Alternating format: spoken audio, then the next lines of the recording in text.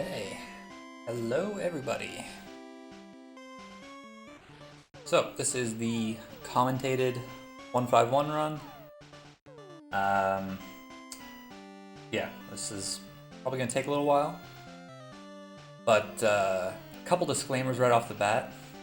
First of all, I'm by no means like super genius expert on everything to do with this game.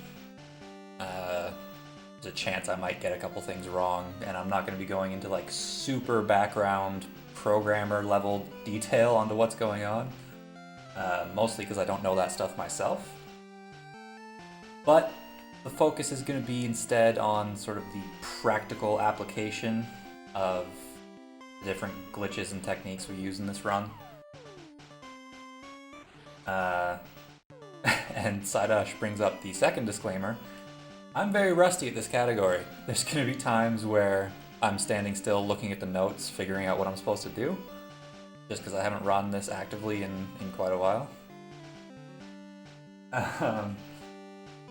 And also considering I'm not timing this run, it's not a marathon. Usually when I do commentary, it's at a marathon and I have to skip so many things because there's not much time to explain. So in this run, I'll probably be at multiple points in the run stopping to explain things, which will be kind of cool. Let me get a little bit more in depth on a few things. But yeah, other than that, we'll get started with explaining things. First things first is this grid of Pokemon on the left side. That's the Pokédex tracker. Basically, white means I haven't caught it yet, black means I have and it updates the total. Red means you have more than one of them, but we never use that. And blue is just a nice little thing you can mark to keep track of stuff. I'll be using that, and it doesn't update the total. And then normally what we do is we start with Bulbasaur and Pidgey as already caught, because you reset most of your runs in the first split, and you always catch them in the first split, so it's just for your own sanity, we just start with them clicked on. And then the first thing in the actual run... yeah, okay, I've got to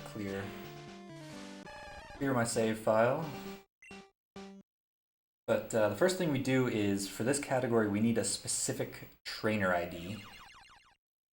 Yeah, if things come up that I've got some notes, a list of stuff I want to talk about, but yeah, if I miss something, feel free. But yeah, so we want a specific trainer ID, which I'll explain why we need that later on. But in this game, you can do something called RNG manipulation. So when you hard reset the game, which is hitting the actual reset button, the game will always start at the same RNG seed, a bit of variation I'll talk about later. And, Rhyhorn, yeah, okay, I will. And if you do specific inputs through the intro, which are all frame perfect, technically, you will end up with the same result once you get into the game. And in this game, this category, your timing starts when you hit new game, and that also happens to be when the game decides your trainer ID. So what I'm going to do is I'm going to hard reset the game, go through the intros in a very specific way, and I'll always get the same trainer ID. What else? There was something else I wanted to say here. Oh yeah, right. So the inputs in the intro are frame perfect, but they also have massively wide frame buffers, so you can just hold a button for like a good couple seconds on some of them, and it'll just accept the input on the perfect frame. So it's actually really simple to do the intro buffers. So yeah, with that we can actually get started here.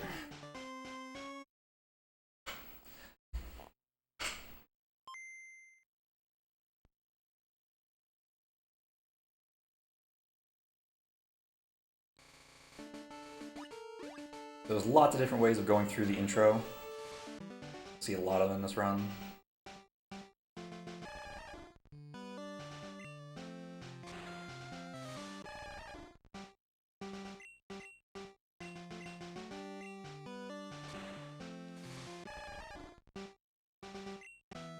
There we go. So this is when the timing would start. Right now I'm holding B and mashing A to get through the text as fast as possible. Can we bid? Yeah, sure, go for it. We name ourselves A because text scrolling across the screen is slow, so if you have one character, it goes faster. The rival name's a bit different. I'll explain why we name him that later when we get to it. There is a specific reason. And then because in the trainer ID you don't get to set your options, we set it now to fast off. That's fast text speed. Turn battle animations off. And we get that potion because reasons I'll explain. I mean, you know, it's a bit of safety. Sub when I get 16 special? Deal. I mean, I am going to be playing the early part of the game safe to make sure I can get past Brock, but hopefully we just get 16 special.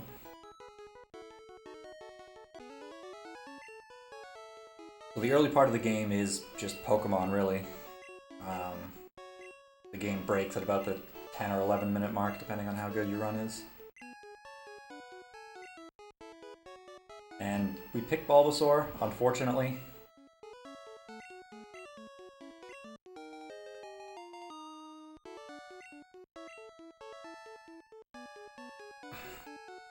I forgot to nickname the Bulbasaur, so we're gonna start again. GG. That's me trying to go too fast and being rusty.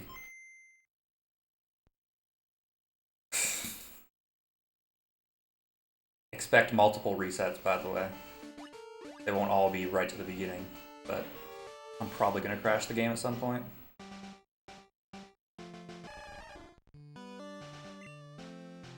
Yeah, I can explain a bit more. Since we have to go through the intro again.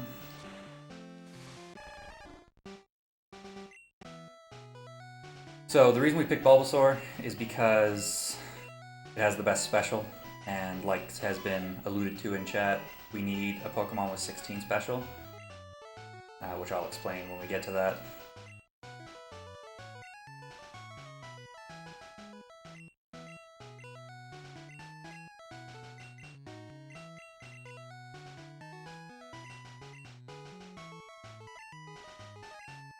Okay, just a nice, like, 2-minute time loss. It's fine. No worries.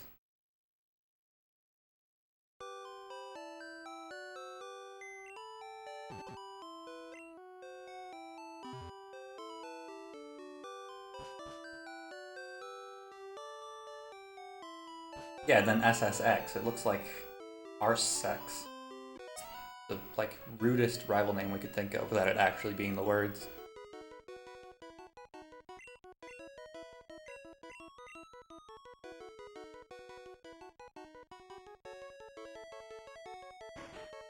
It's fine. I'm gonna be actually careful about naming the stupid Bulbasaur now, instead of trying to go fast. Something I should actually keep in mind for the whole run is to not try to go too fast, because going too fast makes the game crash, because you always hit the wrong thing. Okay, back to Bulbasaur.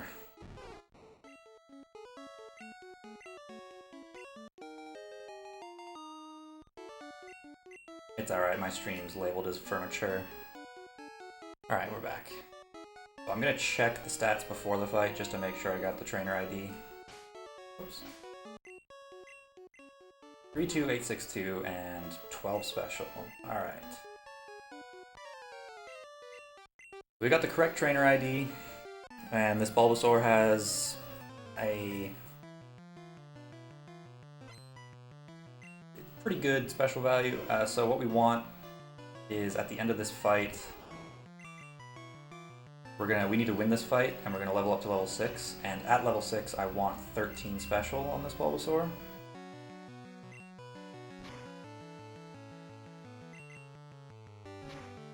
We also want this Charmander to scratch us instead of growling, because growl makes me take forever to kill the thing.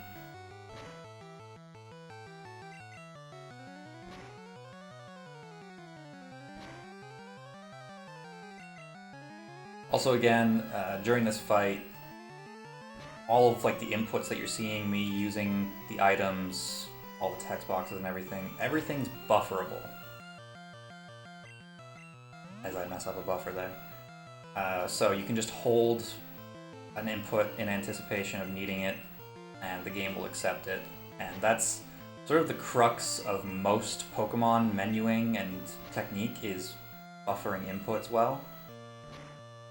There's a whole massive amount of tech behind menuing in this game. I'm going to go over a little bit of it later, but for the most part, it's not something that's worth explaining in this kind of thing. Okay, so 13 special, come on, and it gave me 14, okay. So now's when we explain DVs. So all Pokemon are not alike. They all have these hidden values for each of their stats, so HP, attack, defense, speed, and special all have a hidden value associated with them from 0 to 15, and that's basically the growth rate. So a higher DV means that your stat is going to raise up faster than a lower DV. And so only certain DVs will give you 16 special on a Bulbasaur. The other DVs will skip 16 and go to 17, in which case we have to use a different strategy. This one, yeah, so like Sidash just said, going from 12 at level 5 to 14 at level 6 means you have a 1 in 3 chance of getting 16 special at level 7. If it had gone from 12 to 13, it would have been a guaranteed 16 special at level 8. So it's unfortunate, but yeah.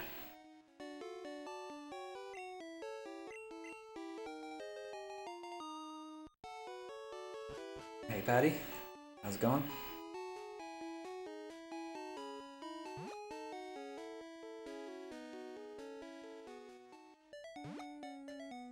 Yeah, again, as part of the run, just trying not to get too many encounters on Route 1. I'm gonna YOLO grass because who cares? Yeah. But yeah, you just want no encounters on Route 1. Watched the 139 yesterday? Nice. Back oak for the memes. So the reason why normally you talk to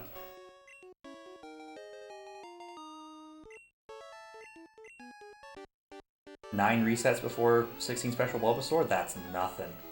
That's nothing. I once spent like hours not getting a 16 special Bulbasaur.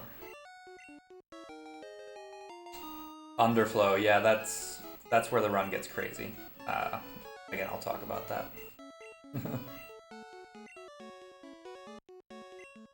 Yeah, this part of the run, right, Oak. So normally I'd talk to him from the side, but you can see the rival walks really slow.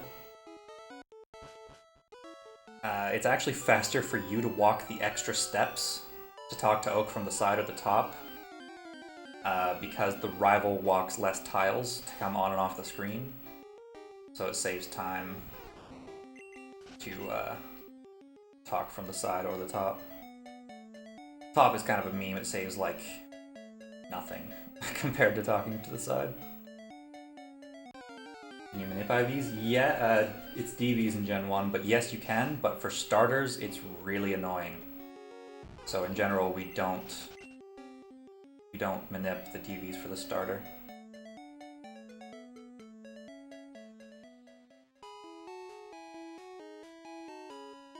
Okay, so here's the first little bit of menuing tech that I'm going to talk about, and that's double inputs. So I'm going to buy 10 Pokeballs here.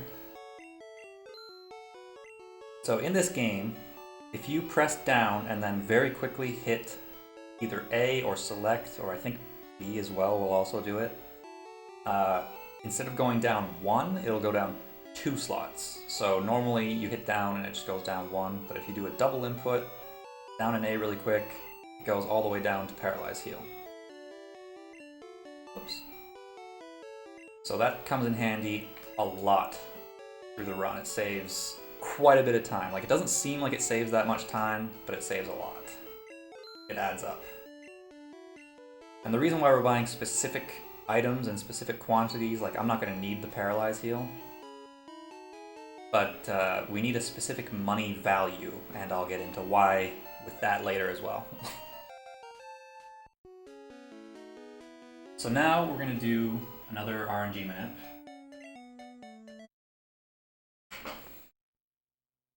And so, like the trainer ID manip, the game starts at the same RNG seed, and by doing specific inputs through the intro, and then also once we get into the game, we can manipulate to get a specific encounter with specific DVs if we need them, and to guarantee it to get into the Pokeball, as long as I do the inputs correctly. Here it is, a Pidgey. That might have been a bit late. I haven't done Pidgey Yellow Ball in a while. Okay, it got in. That was a guaranteed catch because I did the inputs correctly. And this Pidgey also happens to have 17 HP. Whoops. Which is important for later. Again, there's a lot of stuff sort of happening that I'll explain when it actually matters.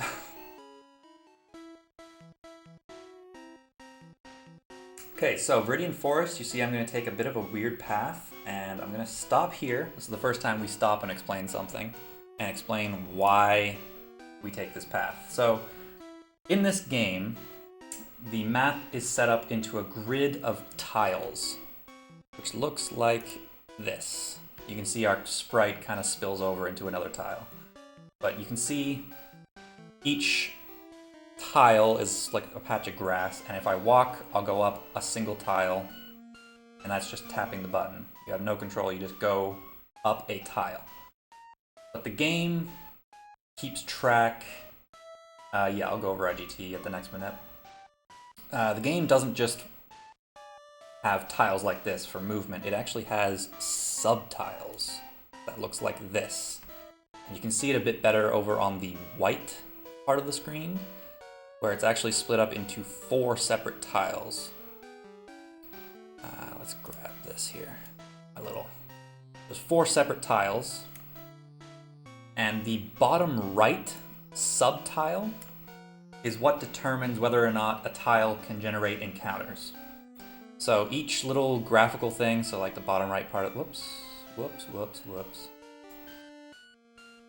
The bottom right part of this stump is a subtile, the bottom part of this tree, and this little flower in the bottom right of the grass tile.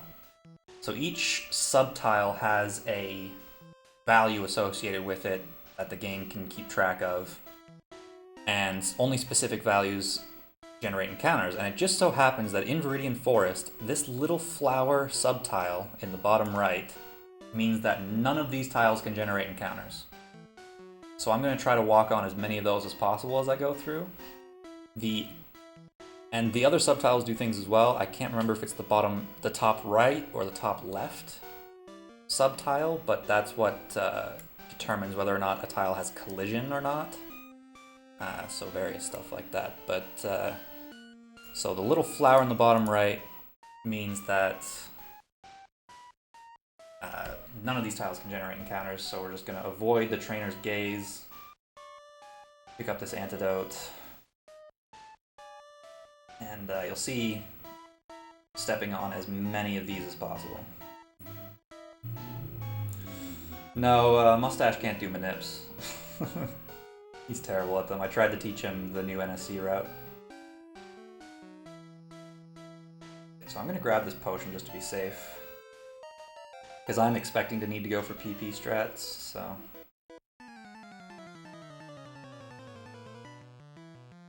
So this fight sucks.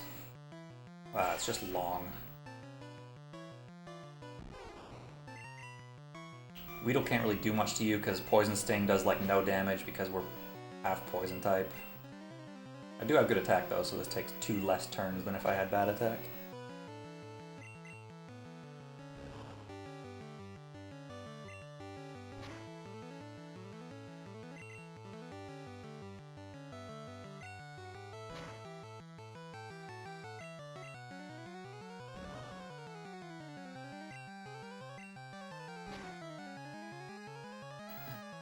a better system for doing. Oops. Mashing B instead of A isn't going to get you anywhere very quickly. Okay, so after this turn, assuming I don't miss tackle, we'll see if I get 16 special or not. Let's go. 16 special, alright.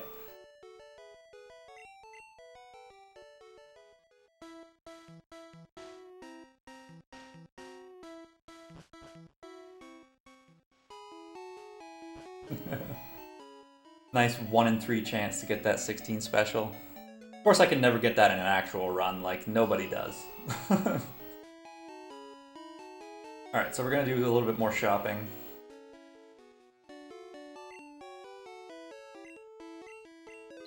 Burn heal and an escape rope. Oh my god. Save. Thanks for the sub, Psydosh. Okay, so. Once the alert's done.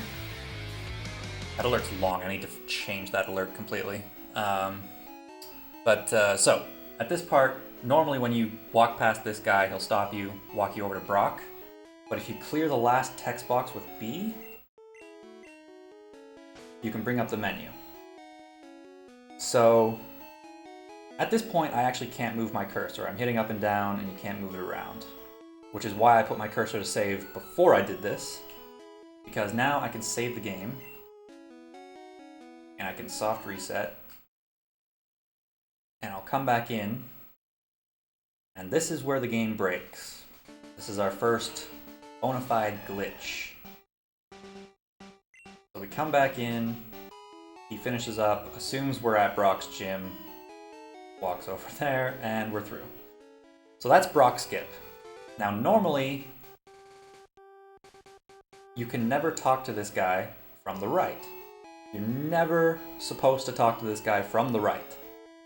So when I talk to him from the right, the game's gonna get all kinds of confused and try to figure out where we are, because we can't possibly be there.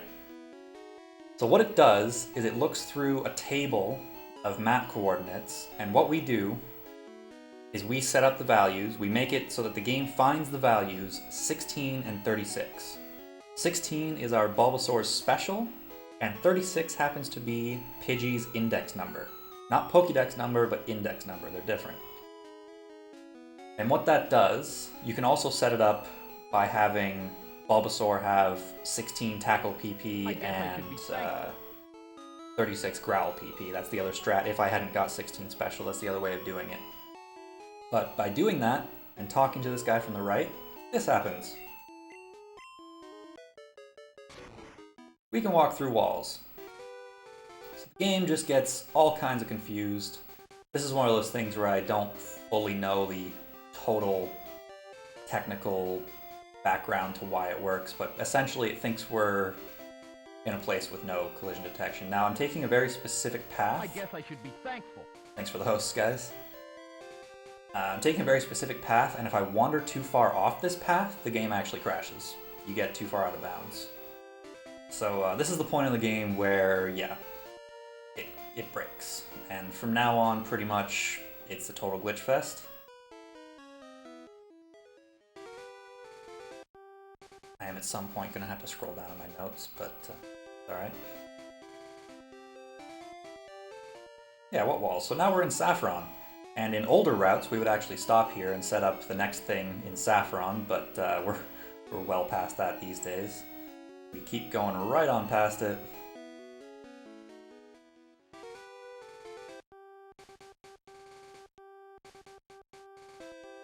And into Vermilion. And so this glitch effect stops as soon as you enter a door, so now we can't walk through walls anymore. I'm going to come over here and deposit the Bulbasaur because we don't need it anymore.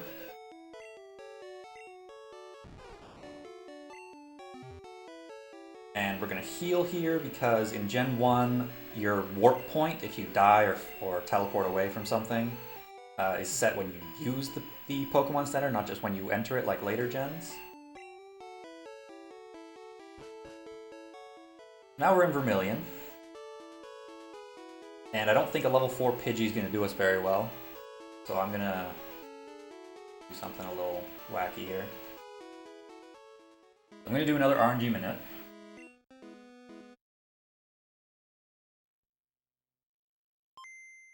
Yeah, 17 HP is important. Various HP values will work, others won't. If you have a bad one, you'll just get stuck in place when you talk to the guy from the right. Good call. What I'm doing now is I'm getting an encounter in front of this guy. He's trying to battle me right now. And there's actually a manip during this.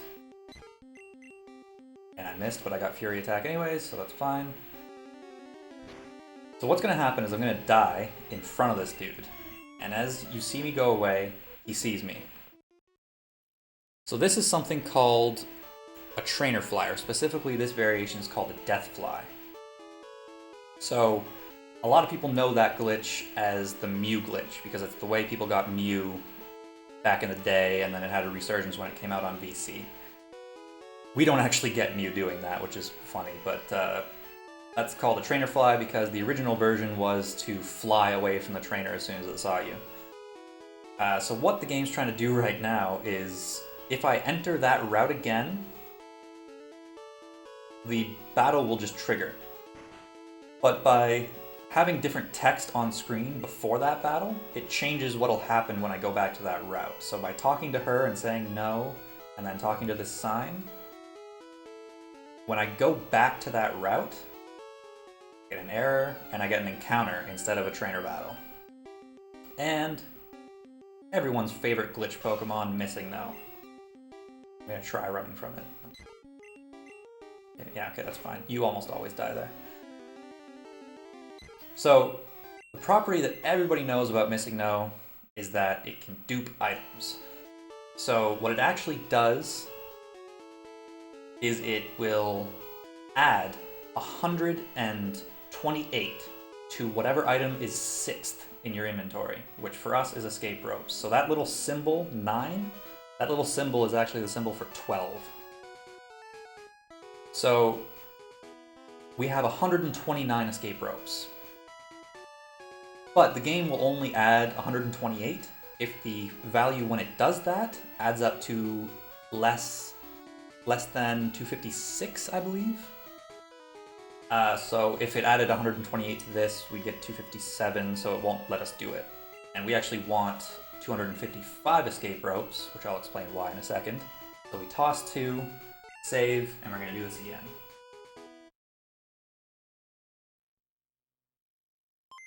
So this is where I'll mention IGT as well. This game runs at 60 frames per second. So there are 60 IGT frames that you could possibly save on. And depending on what frame you saved... let me just focus on this a little bit. I'll get Peck. Hey, there you go. Got the Battle Manip second try. So if you save on a bad frame, it's just luck. There's no really way of keeping track of it. Manips can fail. You can either not get encounters, you can get wrong encounters, YOLO balls can fail, which is the guaranteed catch. I almost said yes to her. So there's lots of manips in this run, so lots of chances for IGT. It's just a random chance for the game to fail the manip, which sucks, but most of them have backups. Most. Stop glowing.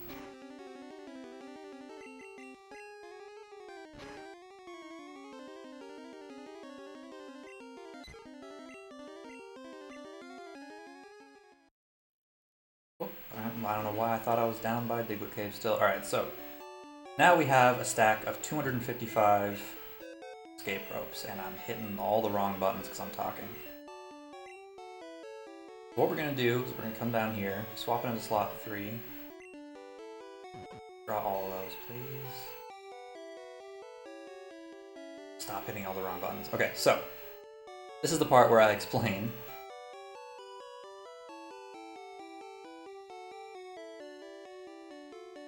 When you do it on the second time? Interesting.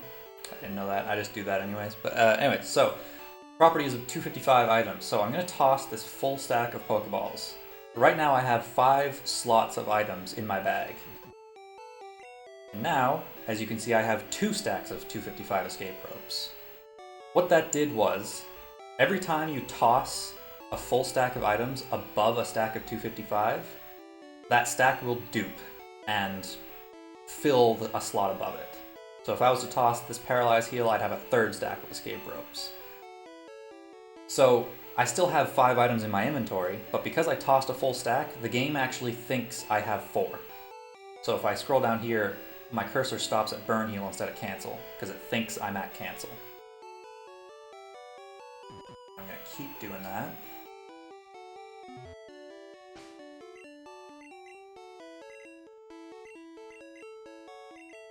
Okay, so now I've tossed enough, so now the game thinks I have 1 item.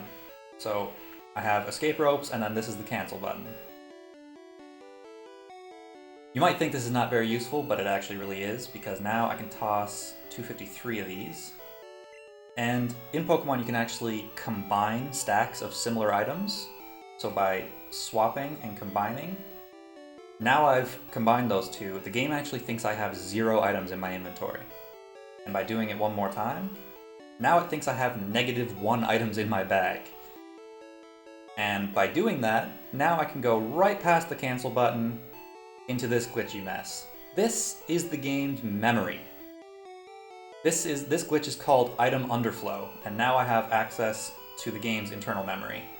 This is why I needed a specific trainer ID, a specific rival name, and a specific money value, because all of these slots in this glitch menu correspond to all those things. So there's rival name up here, the very top slot is your money, which is that there.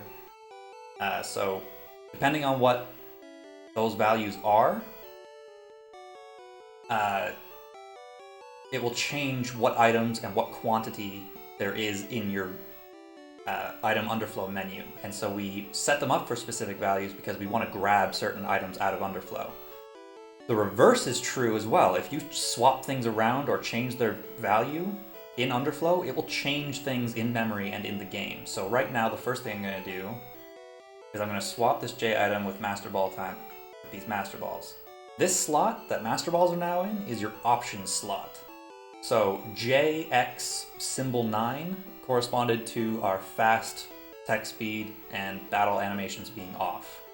This value gives us instant text for the entire game. Every single text box will display in 1 frame. So that obviously saves a huge amount of time throughout the run.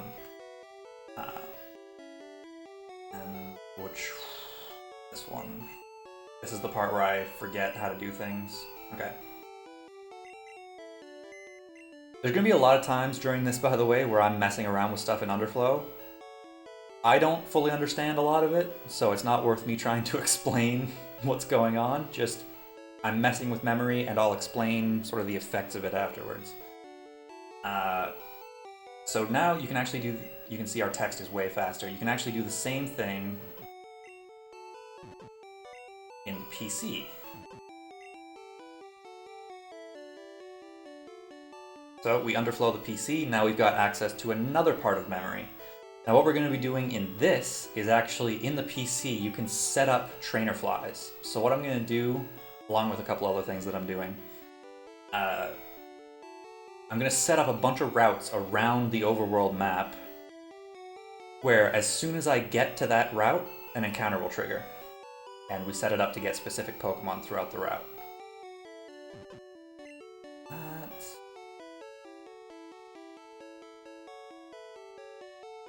Okay, this is the part where I look at the menu, look at the notes because I don't want to screw it up.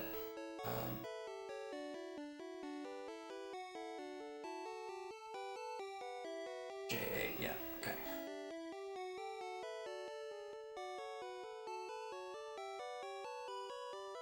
Master Balls. 6 of these. This part is like, if you mess up something in PC Underflow, it's like a ticking time bomb. Something messes up later on the run.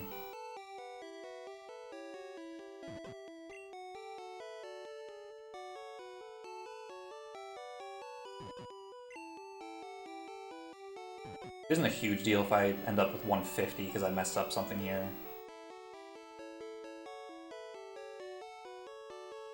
Not the end of the world.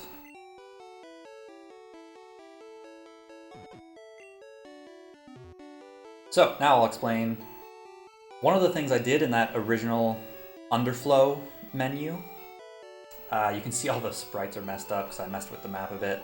So whenever you exit the overworld into a building, the game stores in memory what map you came from. So when I came into this Pokemon Center, the game said, okay, you were in Vermilion, I'll store that in memory.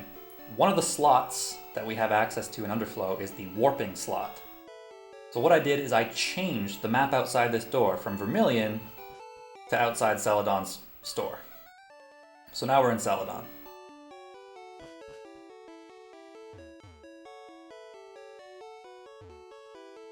And then all those J items we withdrew, we can sell them to get a shitload of money. This is also a part I don't remember the order of things.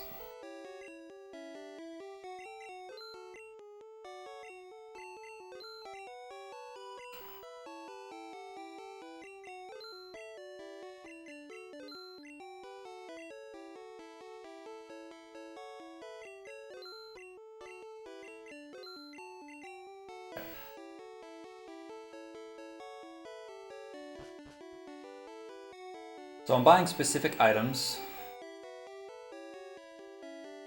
For one reason is, okay, I'm not going to talk during this part. Decided against speaking until I'm through this part.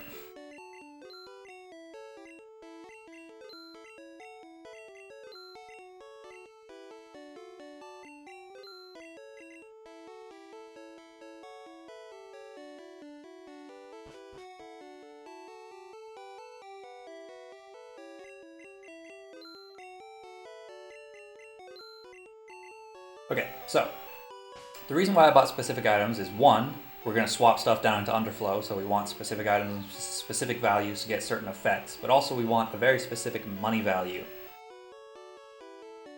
So the reason for that is we're actually going to do Underflow again, but now we've bought all these items. So when I bought the items, the game went from thinking I had -1 items all the way up to thinking I had a bunch of items again. So I'm actually going to toss all these again.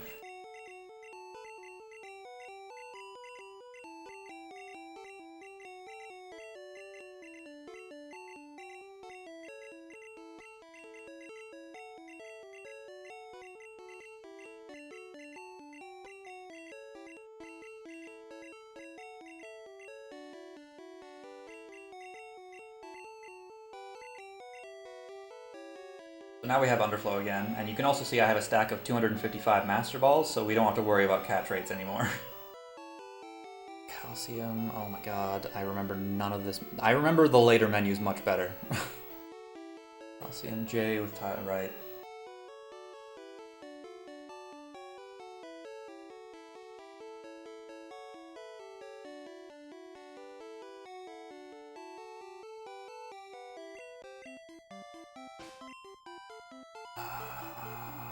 God, revive, right.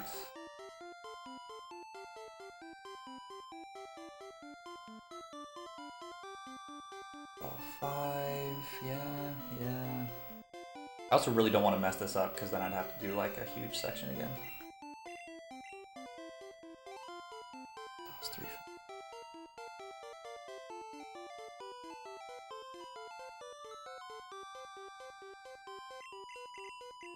So I'm tossing one from that to get it to 255, and then we toss a couple items. Now I have 3 stacks of rare candies down at the bottom.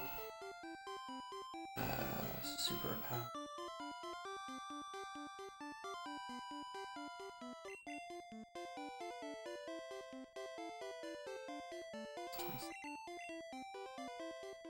INF.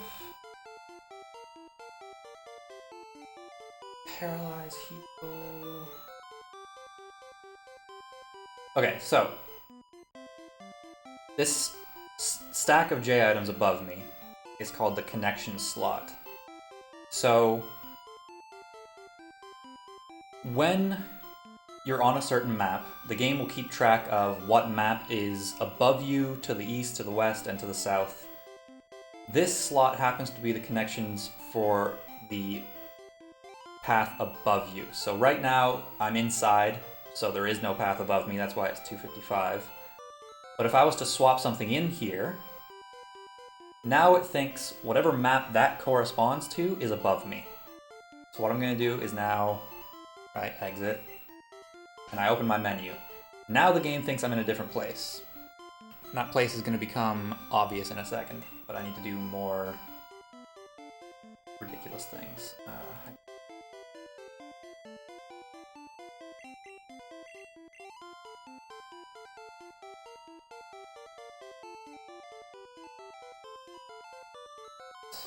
Effect.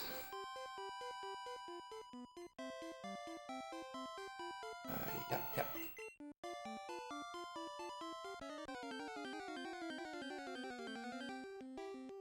Yeah, you can ride your bike inside by messing with stuff in Underflow again. So yeah, we have Master Balls now, so we don't have to worry about any kind of catch rates. But now, as you see, that connections warp we did, which is what that's called, took us to Power Plant. We're gonna swap Voltorb to the lead, and now we're gonna look for encounters. So what we want here is a Pikachu and a Magnemite. A Magneton is also useful. So in general, if something is on your screen, it's faster to catch it than to evolve it later. There are exceptions. So after an encounter, you can't just look for an encounter right away again. If I tried looking for an encounter here, I would never get one. You have to actually take 3 steps before you can find another encounter. And it also looks for an encounter if you're bonking side to side like that. If you're standing still and you turn, there's a 1 frame kind of lag where the game will look for an encounter. So I'm just abusing that by standing in a corner and bonking over and over. I'm getting really nice luck, which of course never happens in an actual run. I would like a Pikachu here.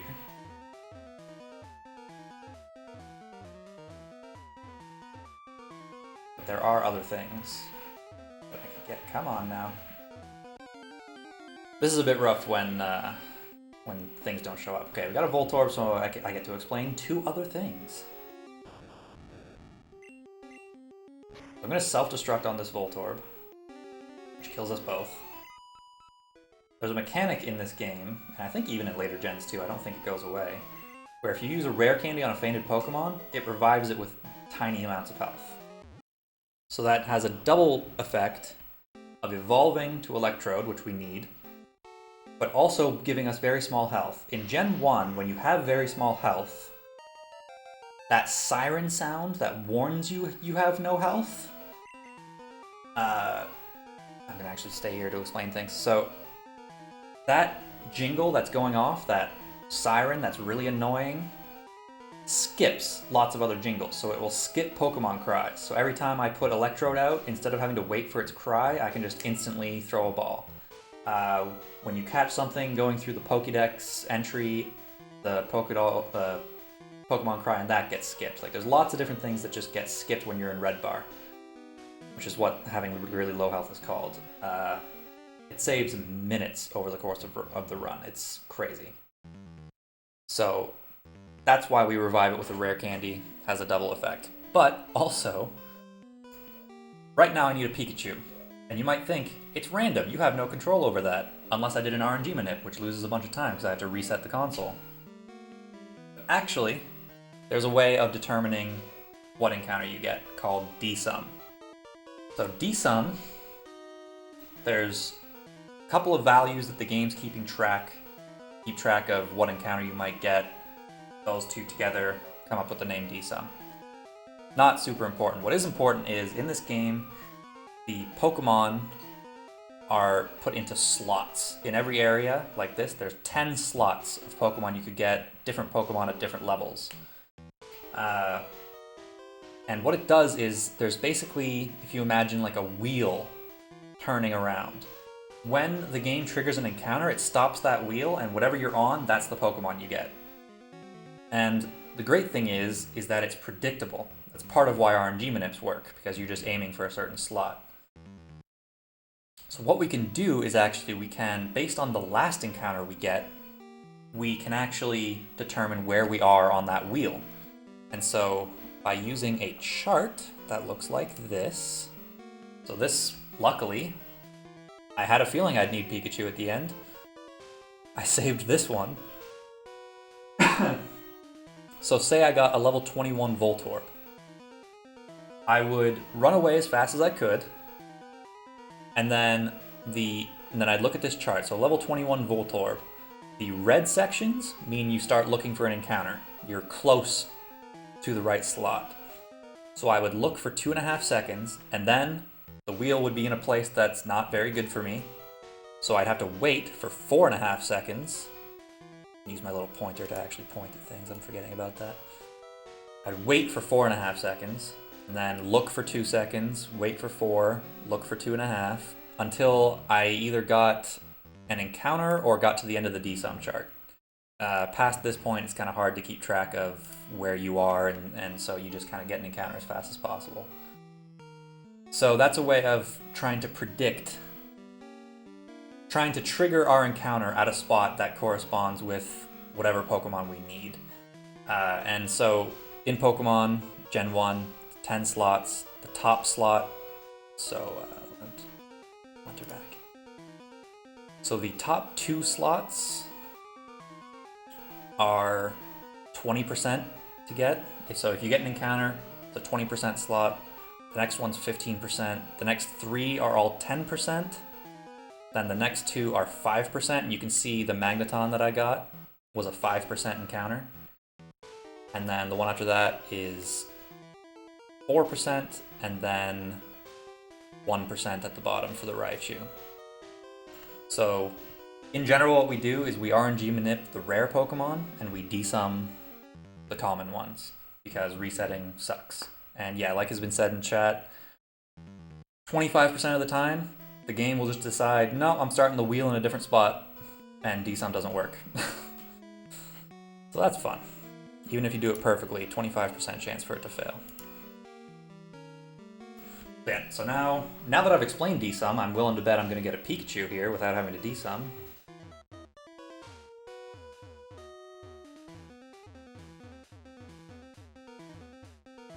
Come on now. Also, different areas have different encounter rates, where like every time you walk on a tile, there's a specific chance you get an encounter. Power plant sucks. Okay, so I got a Magnemite.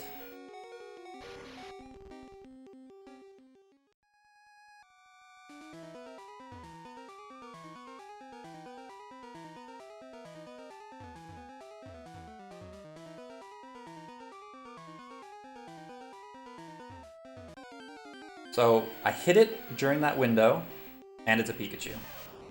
I love that it worked.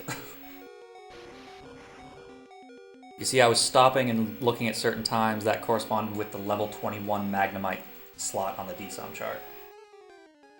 So it worked. It actually worked.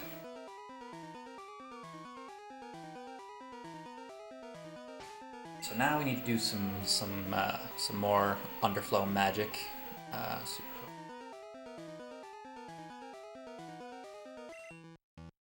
And we're going to evolve the Pikachu.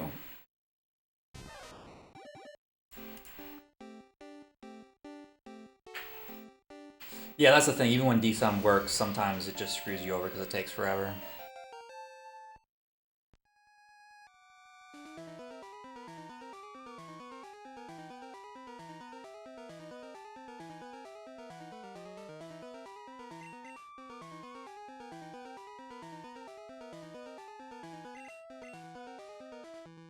So, we need Zapdos, but he's kind of far away. So by messing around with Underflow there, we just bring him to us. And now the map's all glitched out. That's one of the things I don't quite understand what's going on there. I mean, I vaguely do, but you know. So we grab our Zapdos.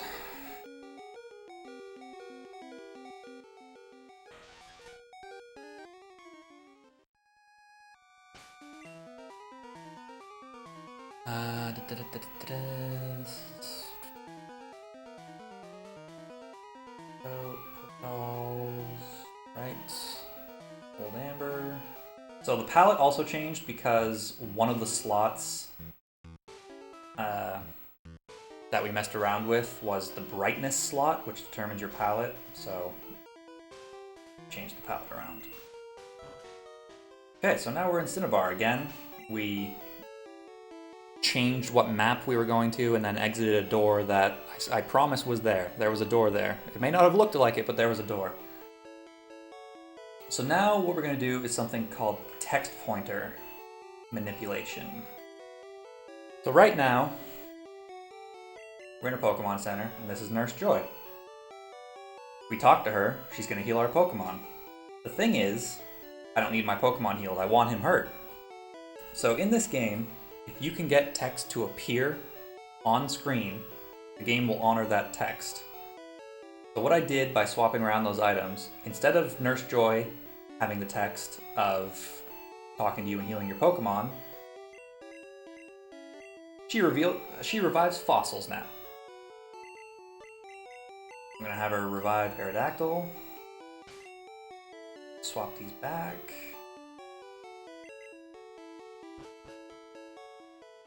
Walk outside. Swap them back again so that her text changes again. There's our Aerodactyl. We're also gonna get Omanite.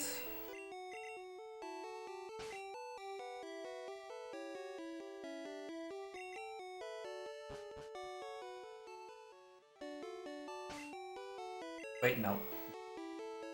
Totally forgetting my own inputs here. Okay, so this. This one. Each fly to Zapdos. So tossing 3 from Moonstones allows us to get on the bike.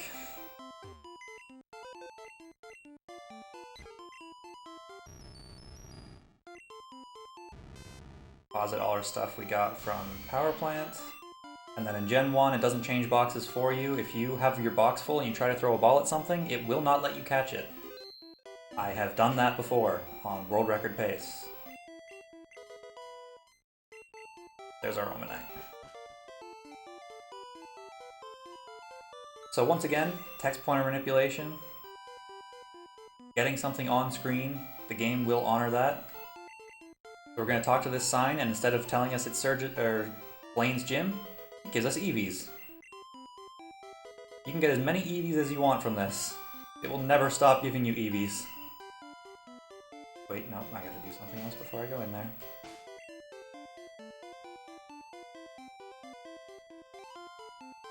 Ultra Balls, yeah? God. My brain, I really haven't run this in a while. I did do a couple practice runs, but it's so much to remember. Yeah, 2 slots below. Okay. Here. Oh.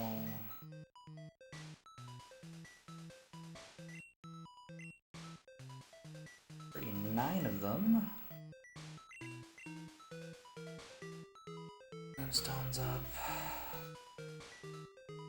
Oh my god, my brain is not working, I swear. Cancel up with Ice Heals.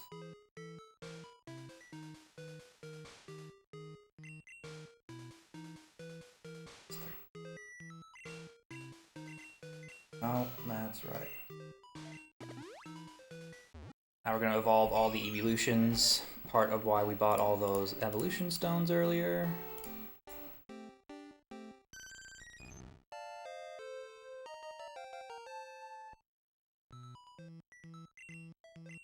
No, not to Electrode.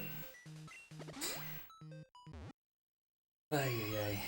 But yeah, so we're going to be changing our palette a lot with the Ultra Balls. It's just handy that that stack has 256 Ultra Balls, so you can kind of make that be literally any value you want, so it's just a really useful item. Electrode's fire, yeah.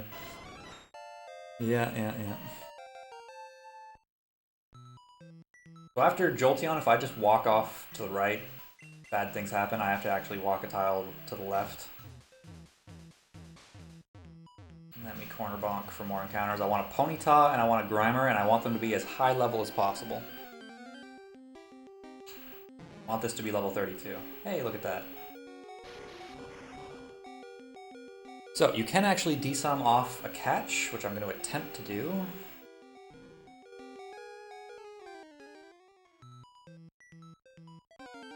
Okay, that could be a Ponyta. It is.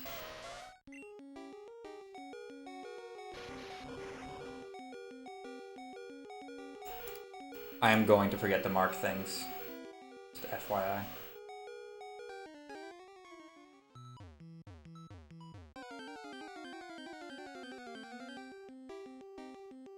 Okay, so now is the first time we do something called an LG.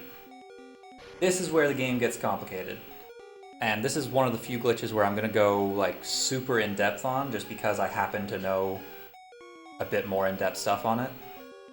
So what happens when you use this item down here, 9F, is it allows you to open your regular item menu. Normally, you'd have to open your in-battle item menu. If you flash Pokemon, back out, you can see I'm not in a battle anymore, but red bar is still going on. And if I flash my trainer card here, you can see if I pause, the map is there. So I'm actually on the overworld, but the game still kind of thinks I'm in a battle. So what I do here is I'm gonna mess around with some things. No, swapped them first. Actually don't know if it matters if you swap them first or after. So now I've messed around with a bunch of stuff, I go back, and now I'm on a completely different map.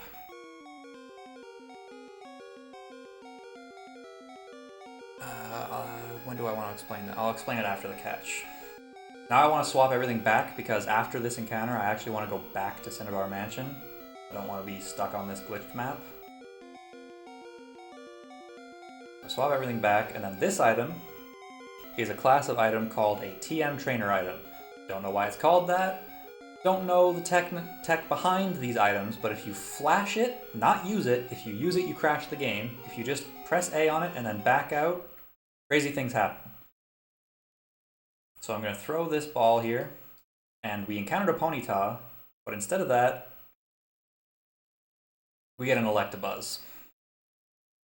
So flashing that, standing on a specific tile, and flashing that item kind of mutates the Pokemon you encountered to be something else. And you can hear it killed the music as well. So, what's going on here? Here we go. This is what's going on. So, remember what I talked about subtiles. Subtiles all have specific values. This grid is displaying all the tiles in a grid. For an LG to work, that's the same reason for Jack, which I'll get into Jack later. These subtiles are important. When you're standing on a specific tile, anything in this blue area, if you want an LG to actually work, you need a tile that has a value of 50 in hex. And this is a bit of an outdated picture, actually. This blue zone is actually a bit bigger. You need a 50. You can have a 50 lower down. You need to have no subtiles that have a value of 50 in this red area. And then this little subtile, this orange one, whatever that value is, look up the index value that corresponds to, and you get that Pokemon. So when I went to this glitched map and pressed that TM Trainer item, this, god damn it, I keep clicking the wrong thing. This little orange subtile in that part of the screen had a value that was identical to Electabuzz's index number. We're going to be using that all throughout the run. And then you can also see these two subtiles here determine the DVs of the Pokemon, and this subtile here determines what level it was. So this, I can't remember what level this Electabuzz is, but that was determined by this little subtile, and that the DBs are determined here. So this is one of the more complex ones. There's, like, even what I just was talking about is a simplified version.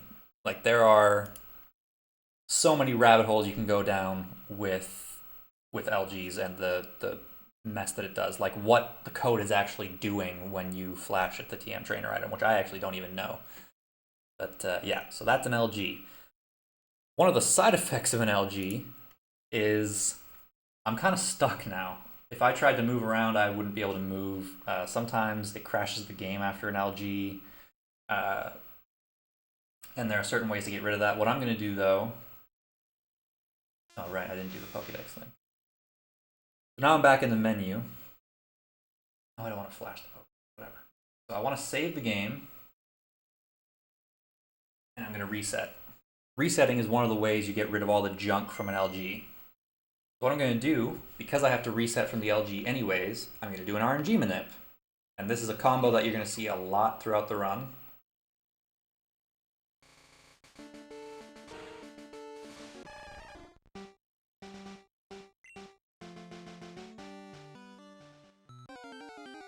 And so this is a 1% chance wheezing, but because of RNG manip, it's guaranteed. So again, just that concept of if it's common, we'll desum for it. If it's rare, we'll RNG manip if we've got an opportunity for it. There's a wheezing. You can see like the map's back to normal. So one of the things I did in Underflow was change the map. This isn't Cinnabar anymore, it's Safari Zone. So we're gonna go over here. Let me just scroll down here. So we're gonna swap 9F up in our inventory because we're gonna use it a lot. So better if it's up top. Pokeballs, and then we just... So now we're gonna do more RNG mid because Safari Zone sucks.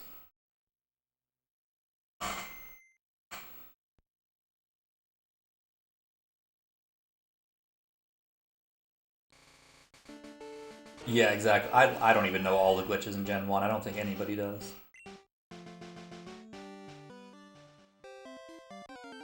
So we got Paris here. Now, a couple things. As you can see, instead of the Safari Zone battle happening, we have a normal battle. So even though we're on the map for Safari Zone, I messed around with Underflow. That's going to be a term you hear a lot. And the game kinda doesn't think we're in Safari Zone. And yeah, that siren's gonna go off a lot. So something I did in Underflow is I changed the map, sort of. And so if I was to just catch this Paris and leave, I would warp to a different map. And I want that to happen, but not yet. So by doing that, so to delay that, I use 9F and then throw a Master Ball. So now, once this is done, the game will still think I'm in a battle. So see, it still thinks I'm in a battle. You see Paris up there. So the map, the great thing about this game is code, a lot of the things you do in Underflow won't actually execute until you close your menu. You can mess around with a lot of stuff, and if you swap something to the wrong place, that would crash the game. As long as you don't close your menu, you can swap it back. And you'll be safe a lot of the time. Some things will break no matter what. So as long as I don't exit out of my menu, the map transition that I set up won't trigger. So what I do, I just save. And now I can do another RNG manip.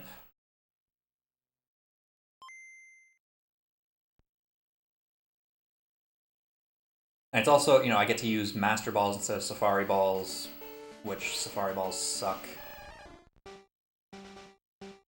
And you can see when I come back in, I'm still on the Safari Zone map. I still don't want it to transition to the other map, so I'm going to do the exact same thing again. For execute. I'm completely forgetting to mark things.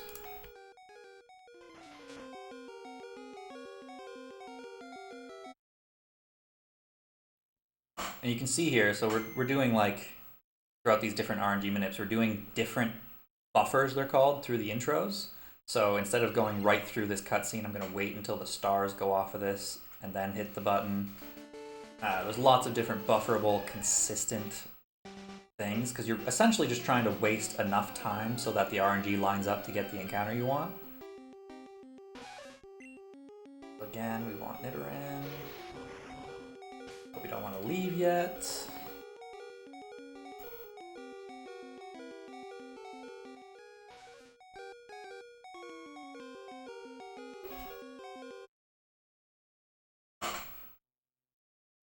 Yeah, also you can see I'm resetting when the game says now saving. As soon as it displays that, the game's already saved, so you can reset safely.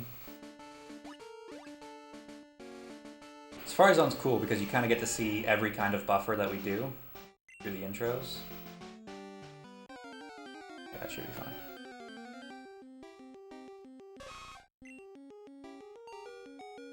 Well, this one, I want the map transition to happen, so I just throw the ball.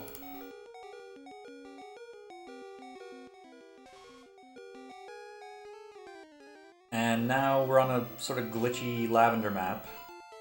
And my menu opened up automatically.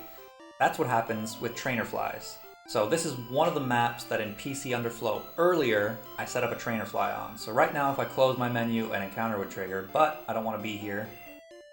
So I take the opportunity to fly to where I want to go.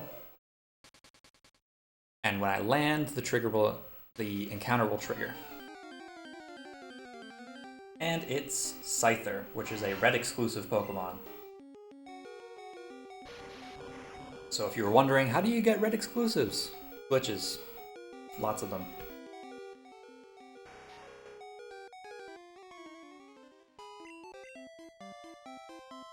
Oh yeah, also the reason I changed my palette, my color palette in the intro, is because that actually affects RNG. So certain RNG manips, you actually need to change your palette to advance the RNG just a little bit.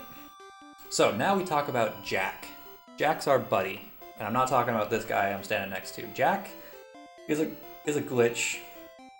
It's called Jack because the original item that we found had this property. I say we, I had nothing to do with it. Was called Jack in capital letters, and you'll actually see it later in the run. But what a Jack item does is it allows you to walk through walls, but not unlimited like rock through walls that we did earlier. It will really just let you go 1 to 2 tiles into a wall. So what we're going to do is I'm going to use Cancel, which is our Jack item. And you can see the Jack state because all those sprites on the side, and that lets us walk right through this dude. And then you flash Pokemon and that gets rid of it, and now we're on the right side. As you remember, talking to the right of this guy does weird things. So let's do that. And we trigger another trainer fly.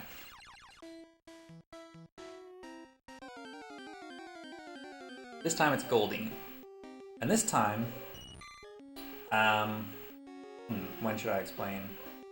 I actually should have already explained this. So, the Pokemon that you get on a trainer fly is determined by the special stat of the last Pokemon you saw. So, when I was getting Spearow in front of that dude way earlier in the run, that Spearow had a special stat that had the value that corresponded to Missing No. The Scyther I just got, the special stat of the Nidoran that I caught before, had the same value as the index number for Scyther. So I got a Scyther when I got the trainer fly. That's how a normal trainer fly works.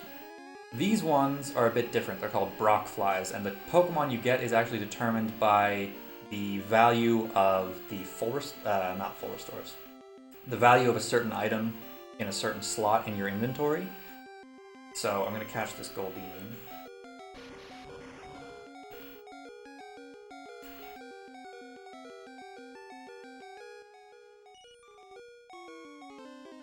And I'm going to go back and talk to this guy again. But this time, what I'm going to do is I'm going to swap Firestones for Cancel. Now I've swapped the item I've swapped an item into the slot that corresponds to what Pokemon we get. And I'm going to talk to this guy again, because I also set up a trainer fly on Route 3, which this is Route 3, by the way, if you didn't know. That's Route 3. It's totally the normal way to get to Route 3, by the way. Sorry, that's not Route 3, that's the entrance to Mount Moon. The Goldeen was Route 3. So now the item that I swapped into that slot corresponds to Oddish, so I get an Oddish here.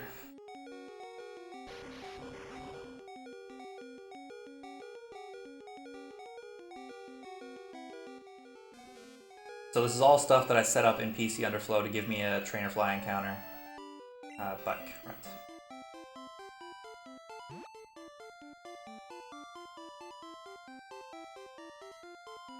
So this is another spot where we just look for encounters. It's regular Pokemon for the most part. Yeah, that's one of the ones we want, and it's a decent level, look at that.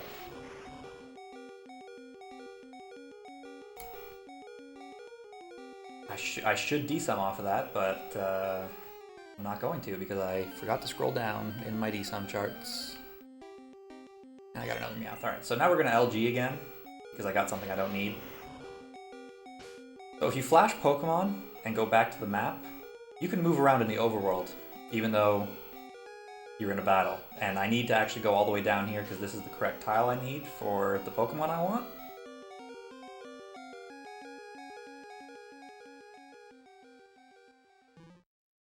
Which happens to be a Mankey. And again, resetting.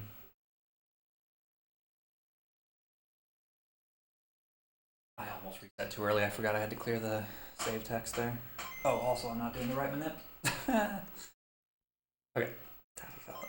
The other thing we need here is Bulbasaur. I'm gonna grab Bulbasaur.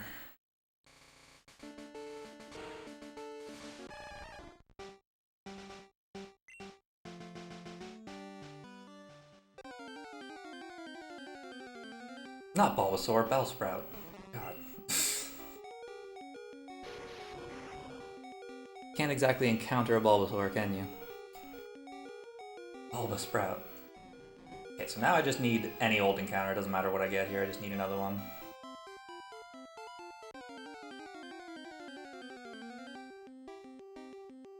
Pidgey, I already had one of you. Okay, so this item, 9F, has another property. I have no idea why this works or how it works, but if you hit 9F while you're also holding down, which you can do very easily by double inputting to it, which is why it's in slot 3, this happens. I don't know why. No idea. We're on a glitched map though. And that also counts as using 9F for, so we can just do an LG now.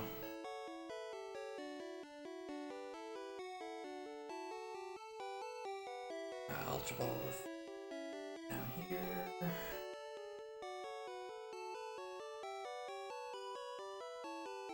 Let's see a Pokeball.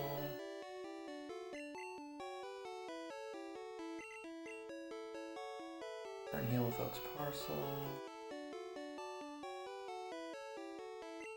Oh yeah, also for every LG, as soon as you've swapped around everything you need to, you have to flash the map, otherwise when you use the trainer ID, or the TM trainer item, the game crashes. So now that I've flashed the map, like backed out of the item menu completely, and then brought it back, now this item won't crash the game.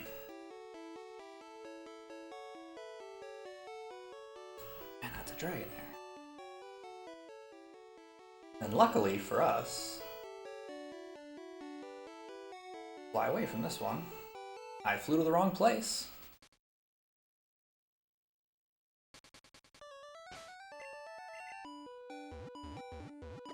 Want to go to Vermilion on that one.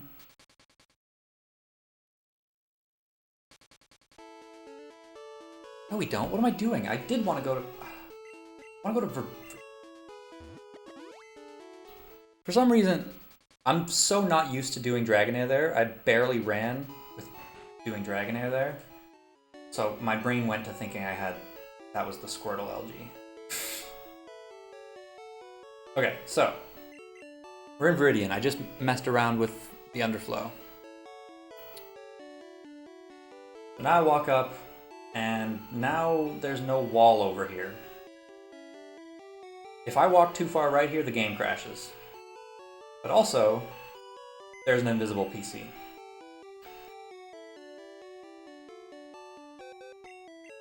Pause it. That's the wrong one. Give me my Omanite back, please.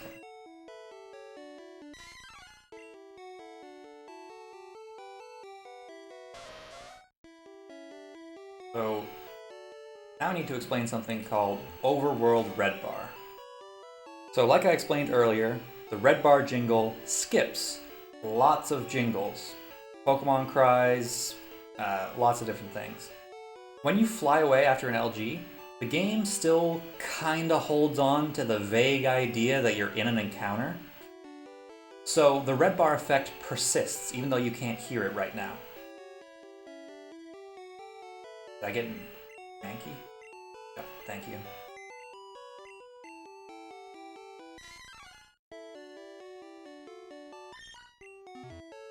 The red bar effect persists throughout this. So as you can see, all of my inputs were really fast going through the PC there. All the Pokemon cries were really fast, but it has this added bonus of skipping the jingle for rare candies. So I can give rare candies to these Pokemon forever, and the jingle just doesn't matter. I'm gonna not be careful here. And the reason I didn't just evolve Meowth there is because this overworld red bar effect stops as soon as you evolve the first Pokemon. So what you do is you bring everything that you want to overworld red bar up to 1 below the level they evolve at, and then evolve the first one after you've done that to all of them. This is also why I wanted these Pokemon specifically to have higher levels, because that means less rare candies. Okay.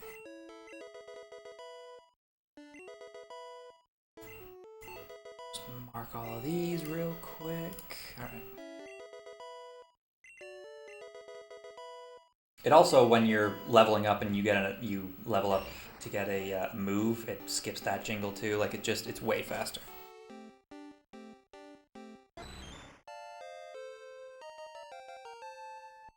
So now you'll see how fast it normally takes. See how slow that is? Imagine having to do that for every rare candy. It would suck. So this part of the run's where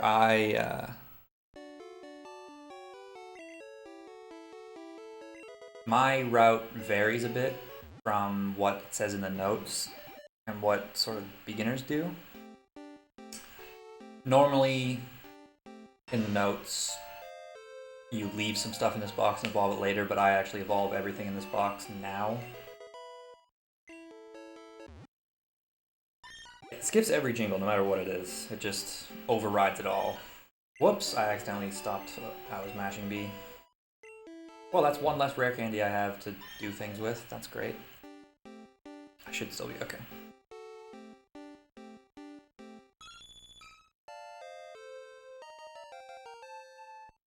Optimized, are they? I mean, I have a 139.32 and a 138 is definitely possible.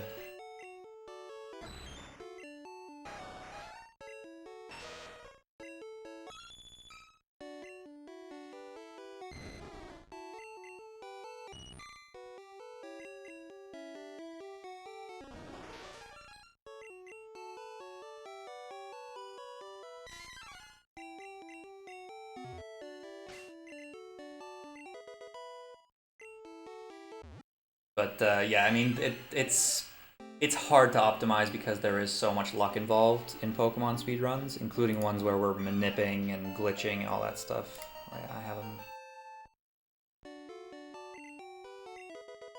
9, 6, 5, so I have 2 spare, and I have... excuse me while I do math. I have 2 spare, so I need to not do that. Okay. Right now, I'm just keeping track of how many rare candies I have, because I need a specific amount in this stack later.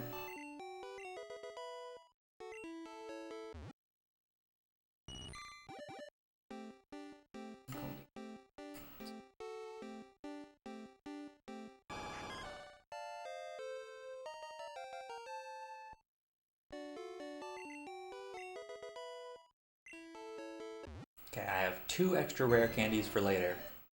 Everybody remember 2 extra rare candies. That's okay, I can remember.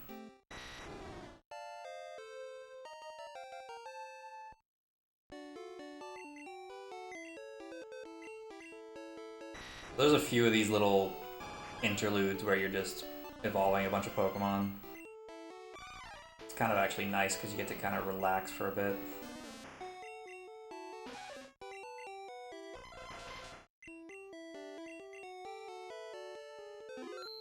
Done with that box. Alright, so again, all the graphics are messed up, but now we warp to, this is Cerulean Cave.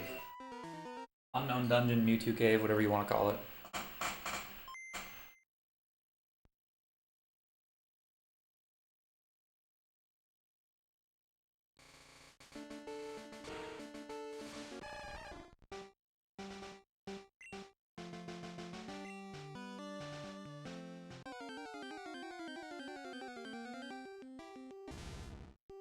So, Sand Slash. I'm gonna try to do this quickly so I have a chance at getting Hypno.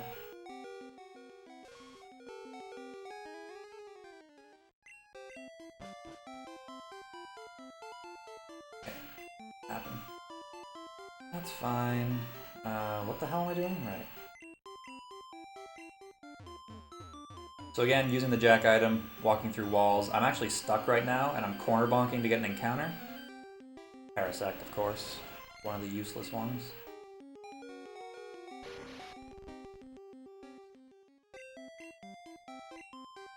Okay, so, one. This is another text pointer manipulation that we're going to do.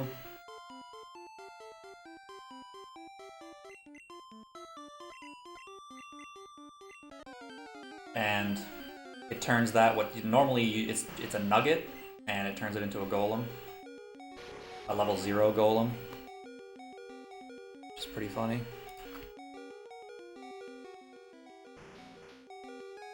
So this section here is all about time management normally. Everything you can get here, you can get in other ways. Chansey, of course.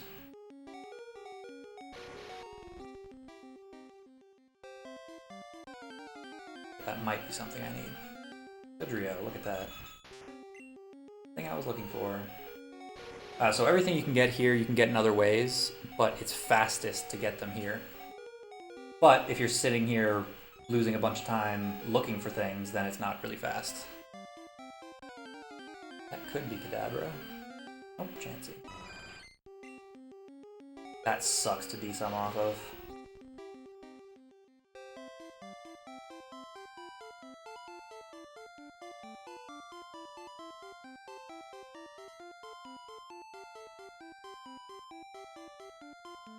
Okay, I'm just gonna leave.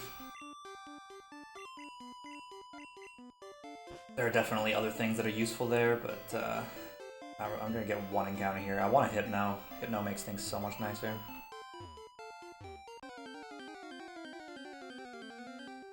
Golbat, alright, that's a decent bonus.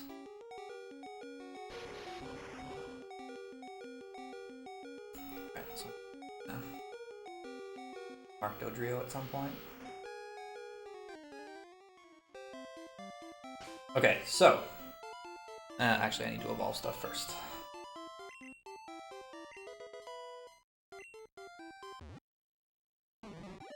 So we're evolutionizing some things.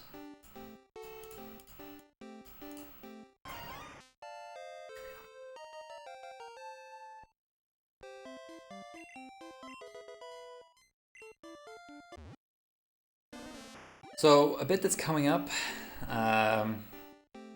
kind of like Zapdos, Mewtwo is really far away, and I don't really feel like going to him, so I'm going to bring Mewtwo to me.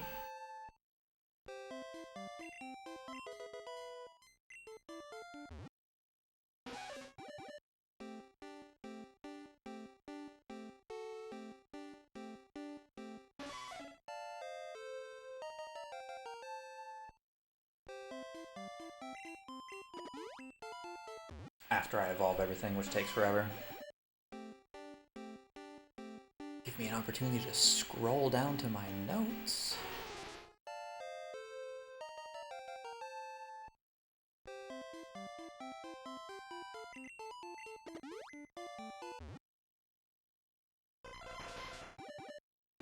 Oh yeah, right, there's still...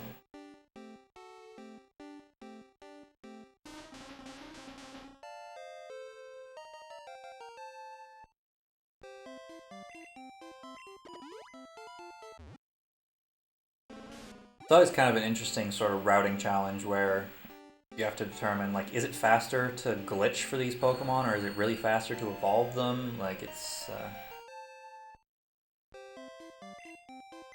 always this balance of trying to figure out what's worth doing.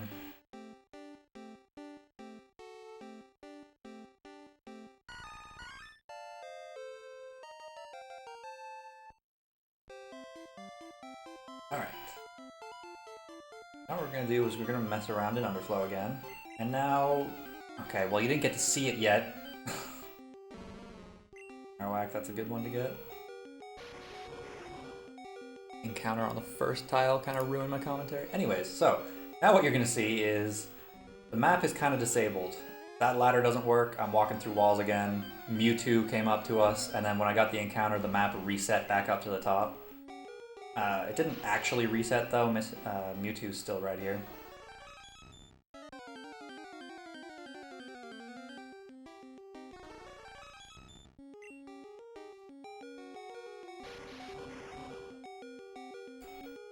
So now after Mewtwo, the game doesn't really like that I messed with the map. And if I go too far left here, the game crashes. If I go too far down here, the game crashes. But I need an encounter.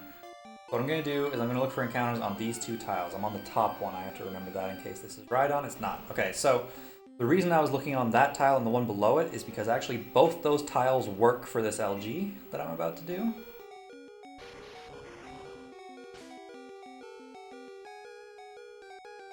I'm going to come back down and I'm going to swap these back, so I put the map back to normal.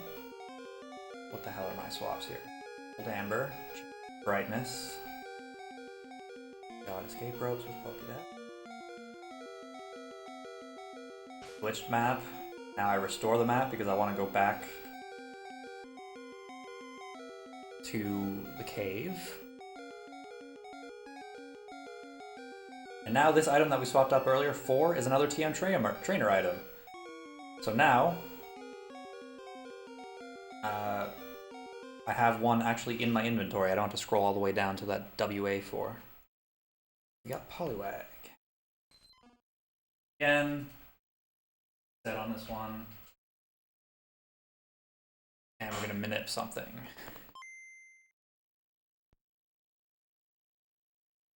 I already have Magneton, so I don't need to swap. This one sucks. Got it. That menu flash actually has to be frame perfect. It's bufferable again, but we need this Chansey and we need this Chansey, this specific Chansey. Because what I'm going to do now, because I have Magneton, I'm going to do this. Toss the Master Ball. So after I get this Chansey, instead of being in the cave, I've now warped away to this lovely place. And that place just so happens to have a trainer fly set up on it. Fly away.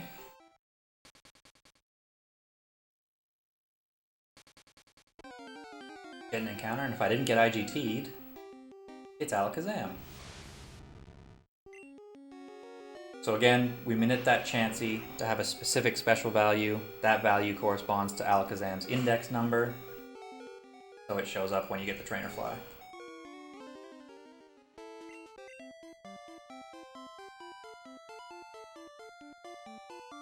This is another sort of route diversion that I do that not actually in the notes. Spearow. I'm not going to catch this Spearow here. Instead, I'm going to use this as an LG. Well, I do need a Spearow. You can get Spearow in lots of different places, so... I'm going to grab a Hitmonchan.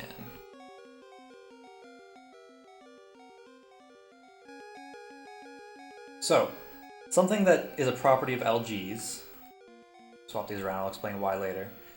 If you get another encounter after an LG, no matter what shows up, it will almost always have like a status or something. It'll be poisoned or burned, usually poisoned. If you throw a ball at that Pokemon, instead of whatever you encountered, it's a Ditto. That's another one, I don't really know why it happens, but whatever you do, it's a Ditto. That's why we reset on a lot of these, is because that gets rid of that Dittoization, we call it.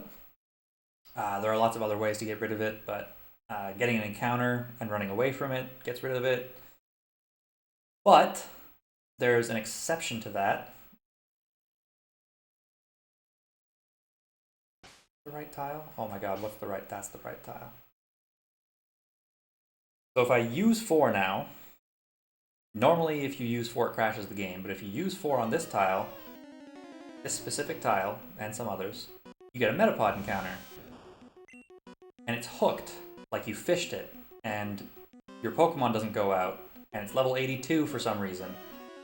The reason I swapped Master Ball and Bike is because now if I go into item, it will automatically select the first item, and if it's a Bike, it will just continually choose it, and you actually soft lock the game. And for some reason, again, don't fully understand, this specific hooked Metapod doesn't end up being a Ditto. It's a Metapod. Again, that one I'm not entirely clear on why. And true, I will catch that. Whoops, right, I always forget that. Always forget to swap it back.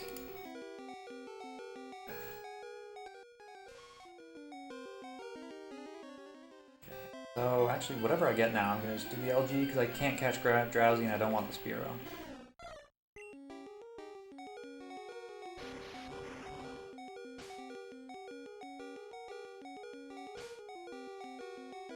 So, more LGs.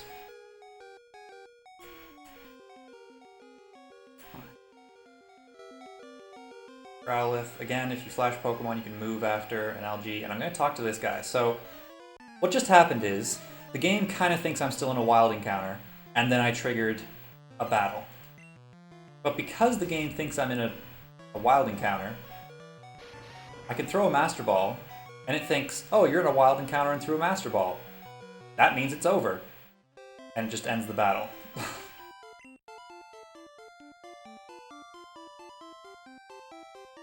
So that's kind of a cool thing. That also, doing that got rid of the Dittoization, so I don't have to worry about that anymore.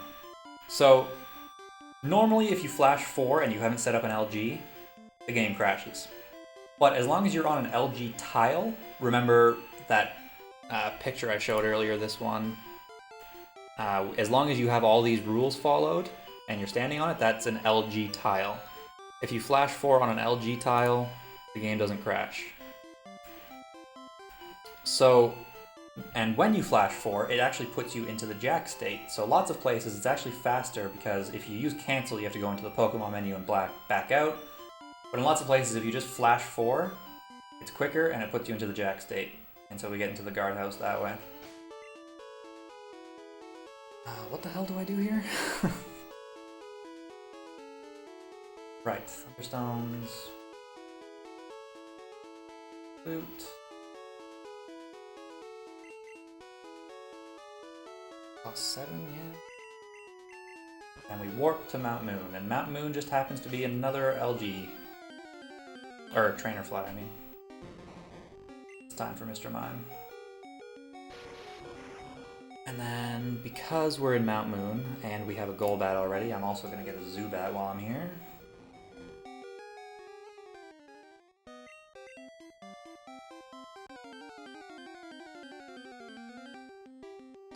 And yeah, the reason I get Metapod there instead of where the notes say is because it makes box space easier in the last split. But it also, like, causes some extra things you have to keep track of. So.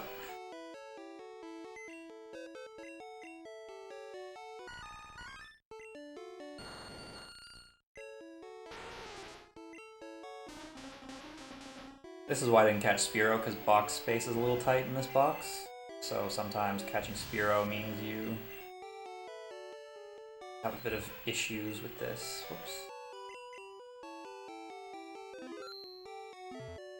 Through those, and now you can see we have a Pokemon that's poisoned. That's one of the LG Pokemon. It's legitimately poisoned. For some reason, when you catch Pokemon with LG, a lot of times they're poisoned. And it actually causes a little bit of like lag when you're walking, which is actually useful for some manips. Okay, gee, that's a bit annoying, but it's okay.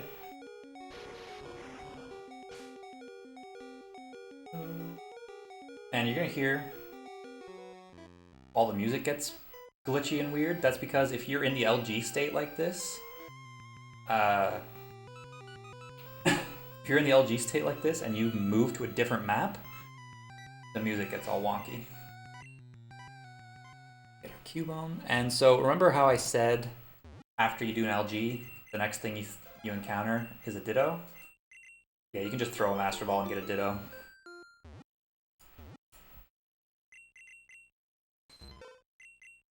And you can keep throwing Master Balls and keep getting Dittos if you really wanted to.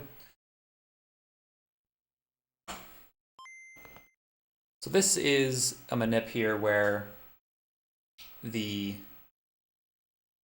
little bit of lag from the Pokemon being poisoned actually helps us out. That's because this manip here actually requires that lag.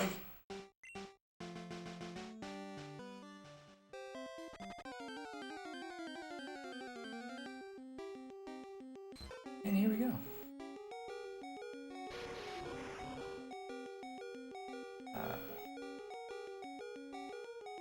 Sorry, I was reading my notes.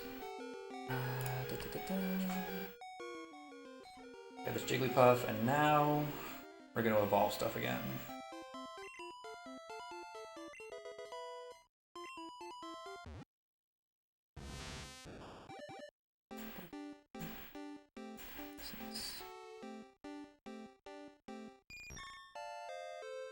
Yeah, this is all intended, totally. I mean, you know, Miyamoto always says glitches are features. God damn it. Didn't mean to evolve.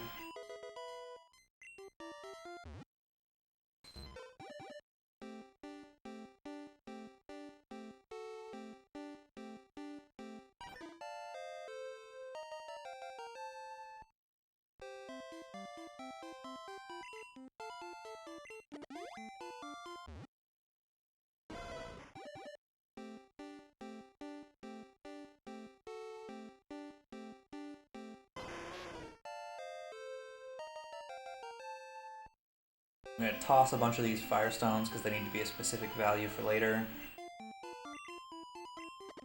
All this one.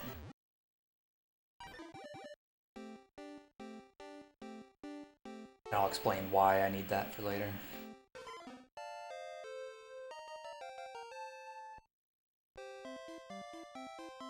Right, that's it.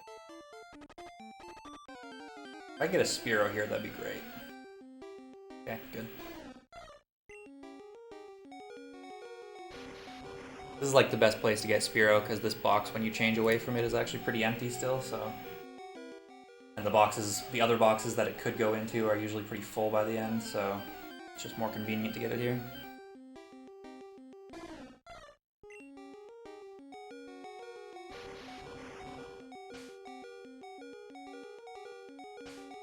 Oh my god, man.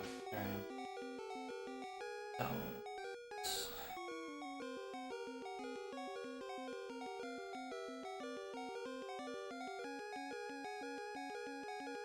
Off to a glitched map. 2 with...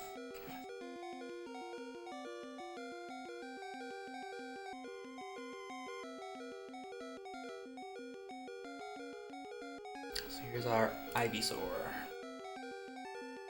LG Pokemon also tend to be very high level. So a lot of times things that evolve at high levels will LG them to help us out with that.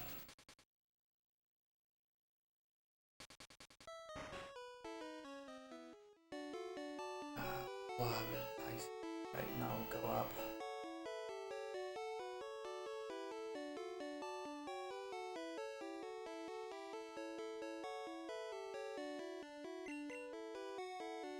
So another little text pointer manipulation here. Instead of Nurse Joy healing us, she gives us a Hitmonlee.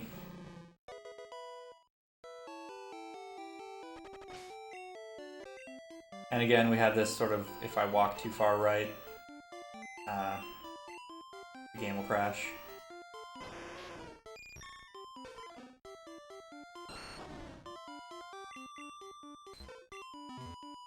Nope, flash the PC. Okay, so actually, so if I go into items here, I'm way down in underflow.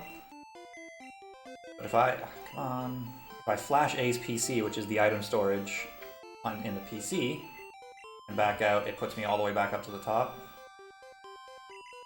Which is something everybody always forgets to do in every run. Like I forgot to. Every single catch 'em all run in see, they'll get here, they'll open up their item menu and go, shit! And go back and flash A's PC. Nobody remembers to do it. And also we have Overworld Red Bar again because we flew away from an LG. So we're leveling up this Magikarp.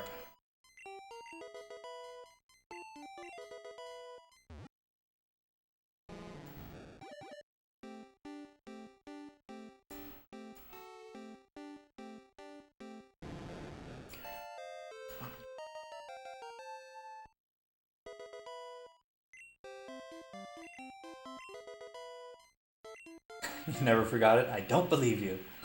It's even, like, if you look at the route notes, like I'm looking at it right now, so the normal font size for the notes is 12. Flash A's PC is written in 48 font. Because people forget it that often. Like, put it in giant block letters and people still forget because they don't look at the notes.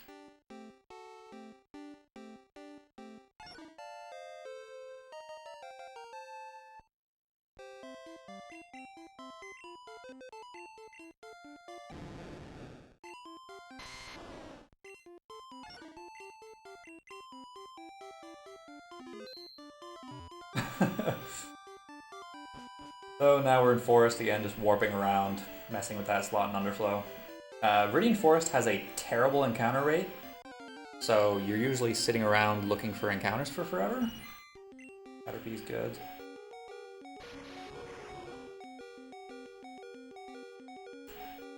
Like, it's very common to lose a bunch of time on this split through no fault of your own. Because it's not even like, oh, you're desumming or anything. Like, you just need any encounter. It doesn't matter what you get. You need a Caterpie by the time you leave, but it's so common it's like guaranteed you're gonna get it.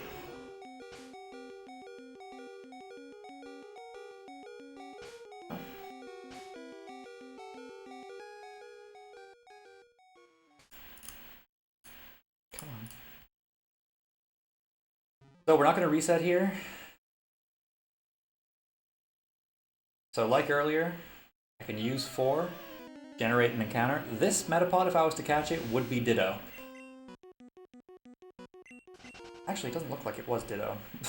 I may be wrong about that. Normally Ditto. But yeah, that just gets rid of the Dittoization, gets you a quick encounter. Don't have to look for an encounter in a bad encounter rate area. Yeah, no, I didn't think it was. Again, I'm gonna do this again. The reason we didn't catch Drowsy, actually I didn't see a Drowsy earlier, but if I had I wouldn't have caught it because I need to evolve to, I need to evolve to Hypno, because I don't have a Hypno yet. And the one you get from the LG is a super high level.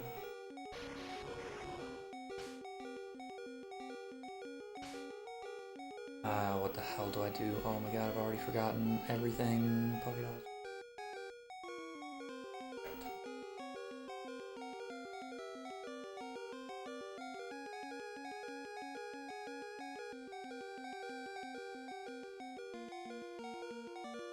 This guy.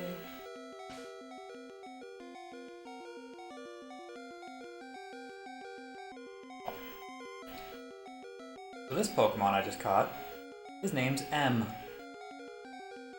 I'll explain why I needed him later.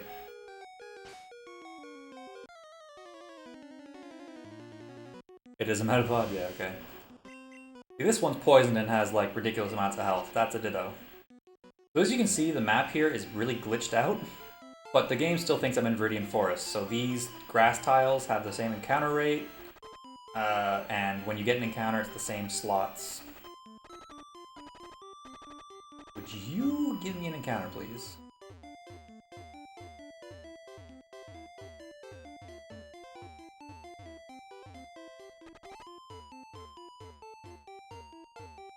Nice encounter rate.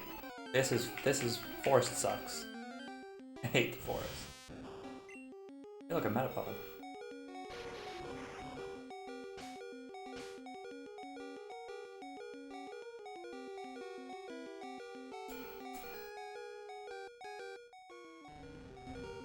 Mash up down. What do you mean?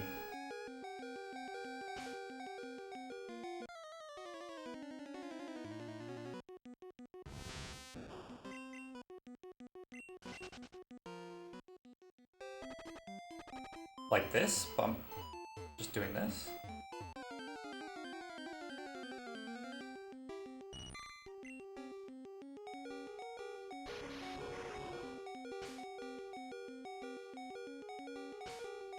Again, using 4 as a jack item, because I happen to be on an LG tile. This also happens to be jack. Well, it's far first.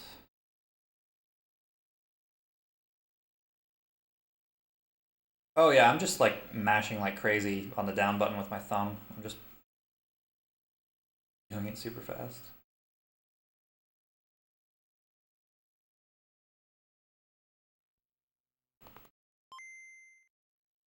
I use my right thumb on the D-pad to do that.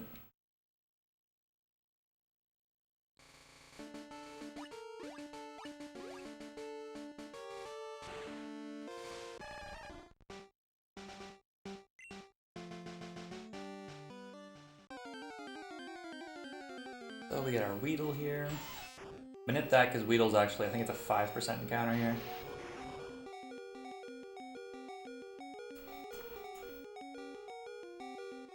Do I have to orb anything? Oh, I don't have to orb anything. Yeah, I just mash with my right thumb really fast. Yeah. No special trick. So now we're going to use this warp again. If you flash 4 there, the game crashes, so I was very careful there. Right, toss 1 from down here. Okay, so the reason I'm tossing 1 from this stack here is because when I come all the way down to here, this jack item, if you don't toss from something up in your inventory, this is a key item, so it doesn't have a quantity and you can't toss from it. And I need to toss 2 of them.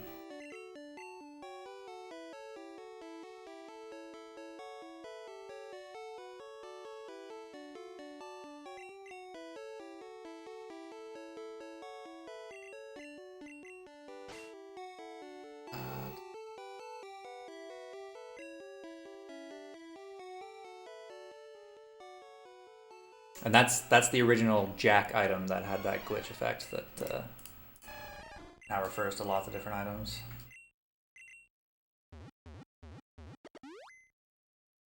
So again, we have overworld red bar. There are scenarios where I would normally... Do I have Ekans in my party? I don't, right? Oh, okay. There's scenarios where I would use that overworld red bar, but it's actually faster to not do it if you don't have anything to overworld red bar. So I'm just gonna here.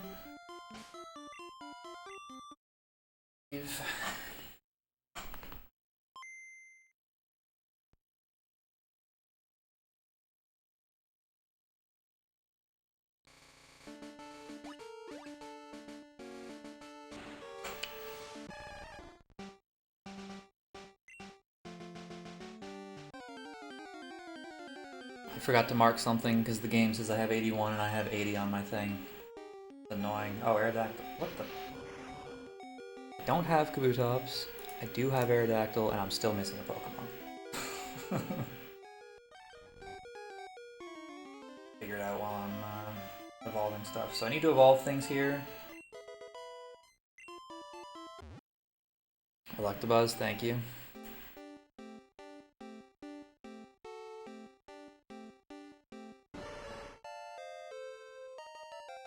So coming up is my favorite evolution in the game. We're actually going to evolve M.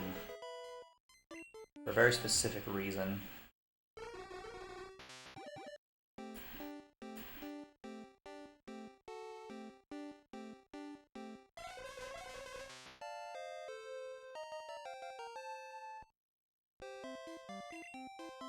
First of all, we evolve M because it gives us Kangaskhan. Bet you didn't know Kangaskhan was an evolution. I don't know why that happens. But a property of evolving M like that means that this happens. When you're in an encounter, all the sprites are backwards. So Diglett's facing the wrong way. There is no reverse back sprites, so they get all messed up. And when you're in this state, you can use 4 in a battle. It'll put Diglett to sleep.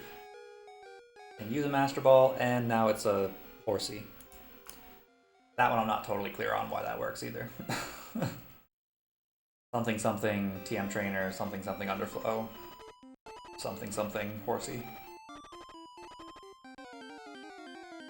Now I'm just gonna get another Diglett. So actually, if I had left after that Horsey, the game would have crashed. You can't leave this map, or it would have crashed. Something something Gen 1, yeah. Now that I've actually got another encounter afterwards, all that effect is gone, I can leave again. But I need another encounter because I actually want... Wow, Dugtrio's 5% here, by the way.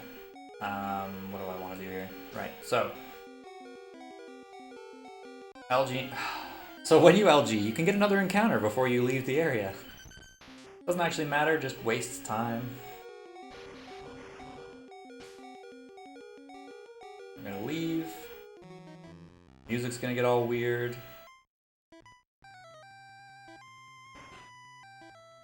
Go here, and this is... So, on this specific LG, I have to do these swaps in a specific order. If I do them out of order, for some reason, the manip that we're gonna do after breaks. I don't think anybody really understands why it breaks sometimes, but it does.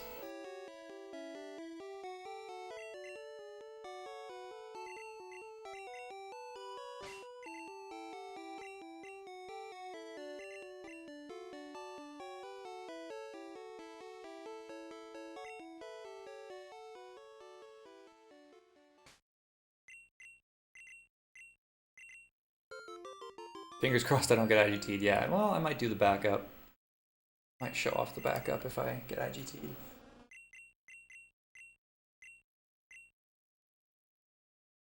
So this IGT, usually if you get IGT'd, you can come back in and resave and do the manip again. This one, you can't do it because if you come back in and stay on this map for long enough to save, the game crashes. We're in Lavender Tower now. Hey, no IGT, look at that. So I don't have the Sylph Scope, so normally I would have to... Normally I wouldn't be able to catch this, but we don't worry about those kinds of things.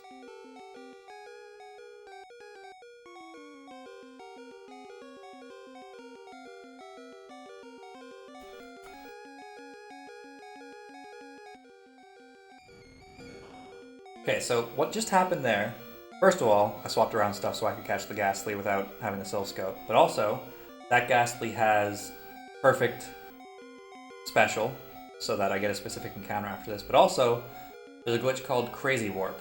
Crazy Warp is this. Now I'm on a different map. But, all the sprites from the previous map are still there. Oh yeah, I've had lots of world record pace runs die to that IGT.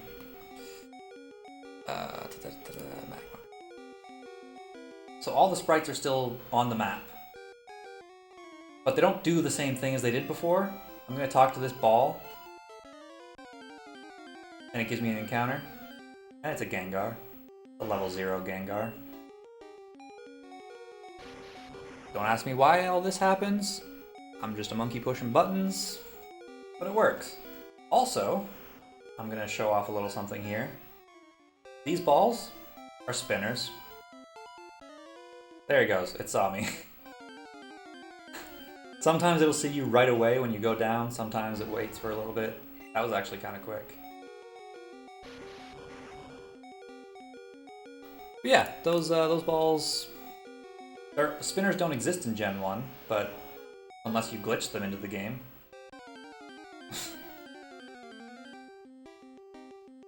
Yeah, level 0 all picks for Tata, that's good, I'll take that.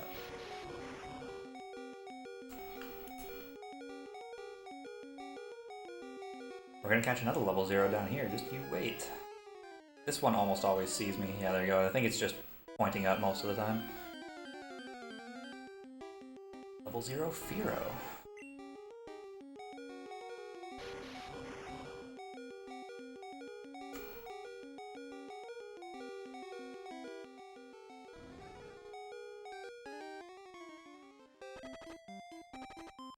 Okay, so I need either Tangela or Pidgeotto. I need to desum until I get one of them.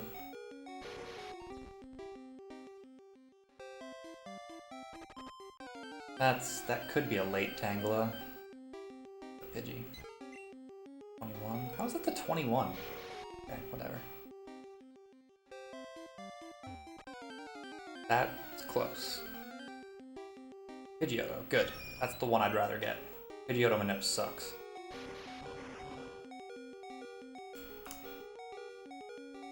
So basically, you want Pidgeotto or Tangela, whichever one you don't get, you Manip after this LG. I actually want to get this LG specifically on this tile so that the Tangela Manip works. Hey, look, another Pidgeotto. That happens almost every time. I always almost chain that into another one. Oh god, oh god, oh god. Gem. I may have just screwed up the Manip.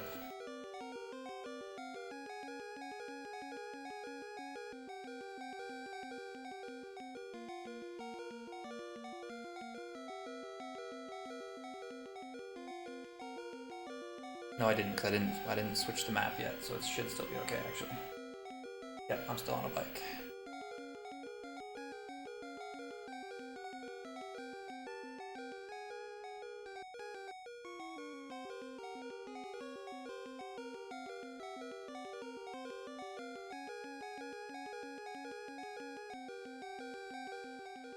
Okay.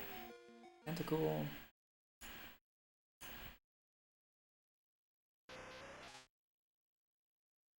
I mean, I just kind of adjust the tentacle one to be for Pidgeotto as well.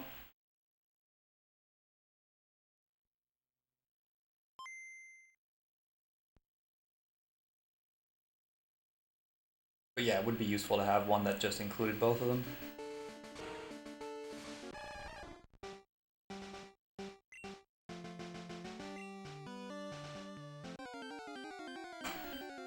I feel like that's not... Okay, it is. I must not have had to do Tangela Manip in a while, because I forgot it was that quick of an encounter. I thought it went down further. Alright.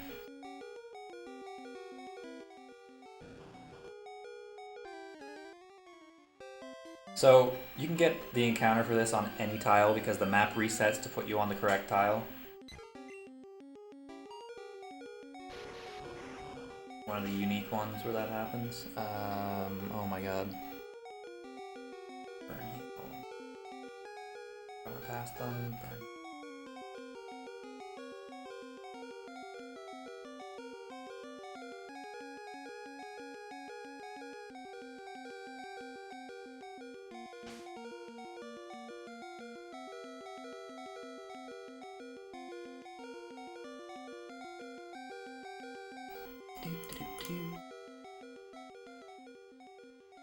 The encounter for Tentacle on the wrong tile?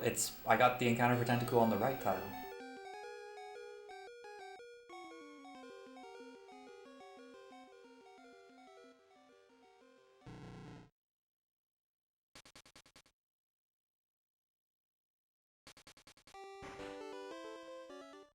don't know, maybe there's like an IGT that gets it on an earlier tile or something.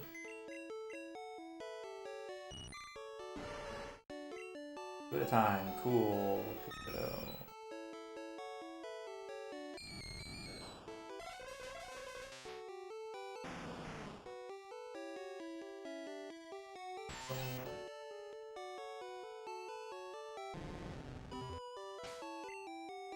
Overworld red bar again.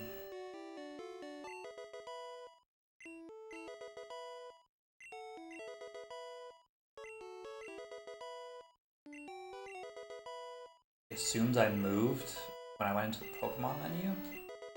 Interesting.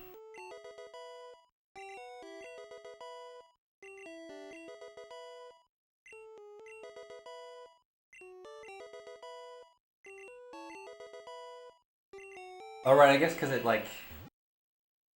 loads the overworld map instead of staying in the battle when you do that. It's interesting. Never really had to think about that.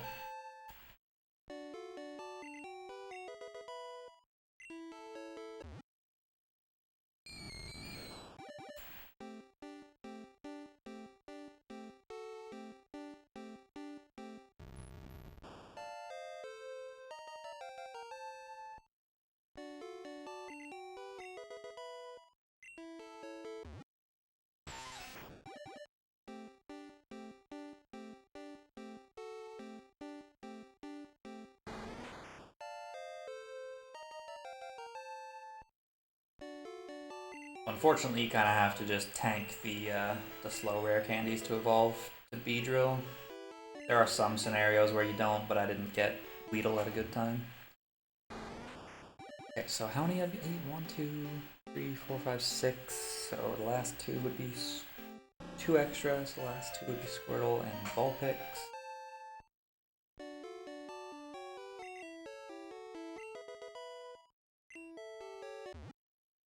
Vulpix, and I want Squirtle first. I'm doing rare candy math. Ignore me.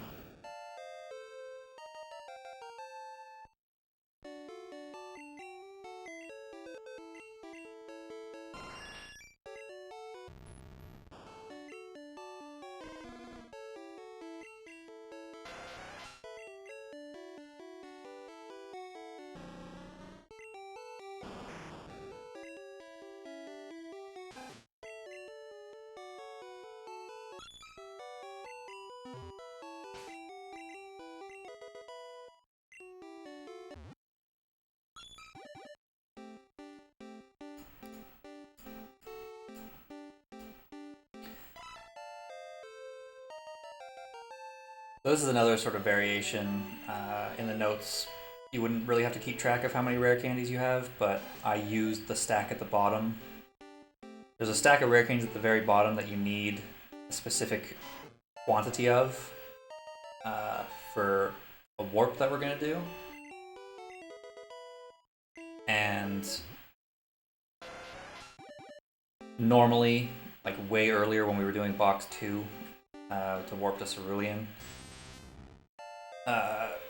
in the notes it says to just toss to the correct quantity then, but I do it now because I have to scroll down there anyways, so it just saves me a little tiny bit of time not having to toss items.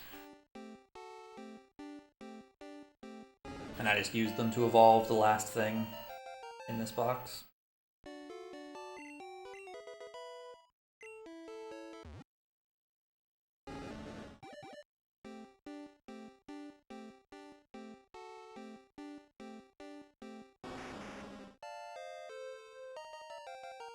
The reason it's not in the notes is just because we like the notes to just be beginner friendly as possible.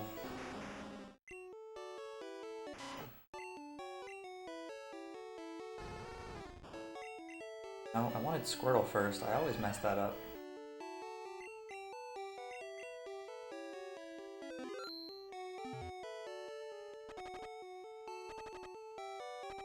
Yeah, I mean, there's lots of route variations and things. Why am I doing that? Firestone, dummy.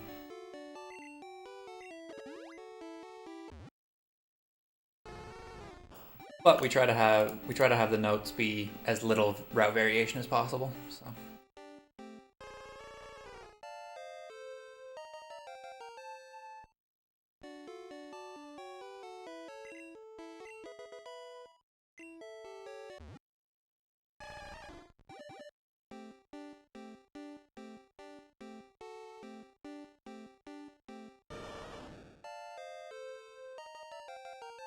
my notes for this next section for what to commentate on.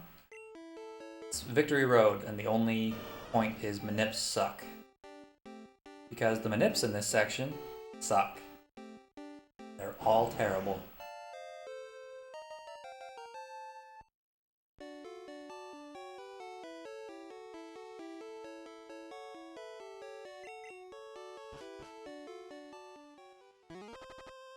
We're gonna talk to this guy and get a Lapras. So the rival over here, that's normal. We're in Silphco. Normally when you walk to the left, the rival comes up and fights you, but the trigger for that is not down here. It's up above, because you're never supposed to be able to get down here, so he just hangs out there while we get our Lapras and then we leave.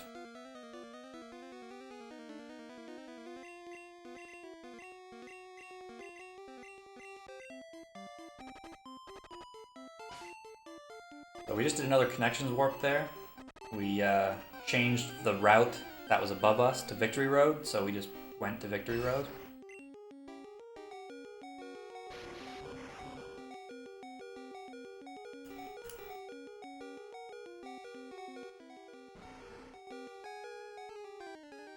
And here we are. Onyx, maybe? Venomoth? Close to the top. It's alright. We don't get Venomoth, so I get to talk about level copy later.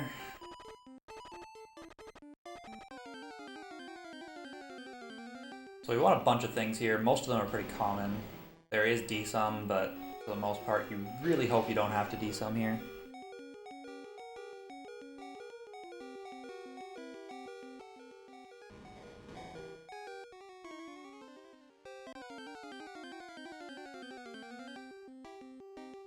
Choke, nice. That's like the best bonus you can get. So again, just that concept of if it's on your screen, it's faster to catch than to evolve. Because most of the time you're going to be evolving Machop into Machoke, because Machoke's a pretty rare encounter here. I think it's one of the 5%. Come on now. Encounter, please.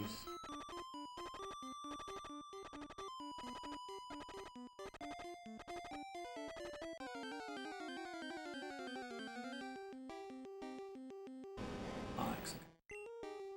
I cannot remember what tile I got this encounter on. Check here. Yeah, I actually got it on the right tile. So.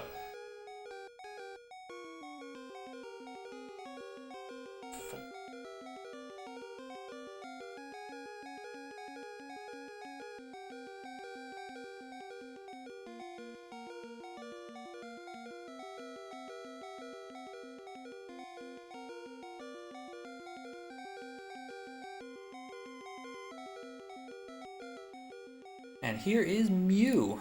We don't get Mew from Mew Glitch. We just LG it. And unfortunately, there's no like real great way of getting rid of Dittoization reliably, so we just reset and we don't even manip off of it because you can't really manip off of it.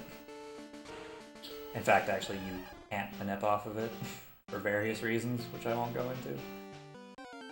As much as we'd like to manip off of it. Geodude? No. I have to run from this too, which is annoying. So I need an LG up here, but I actually have to get the encounter on this tile, otherwise manips break for some reason.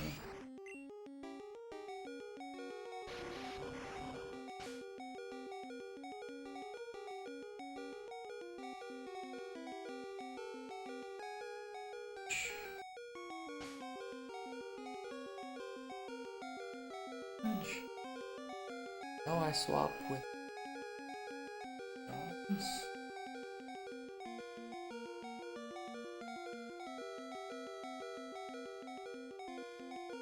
Right. Machamp.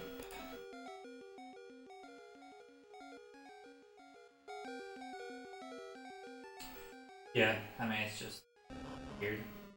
Right, I need to do Geodude. What the hell's the Geodude buffer? I might do mine. I just reset without... I didn't say.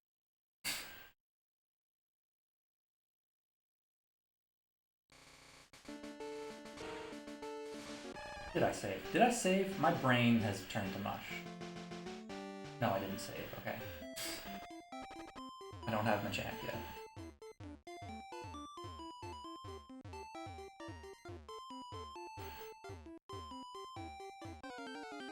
Trying to focus on other things other than the run. Hey, I got the same encounter. Look at that.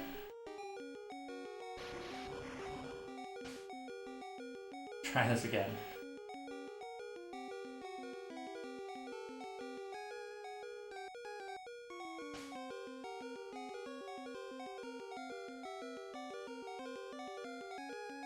No, not with Master Balls. Oh my god. Where are my Master Balls now? Okay.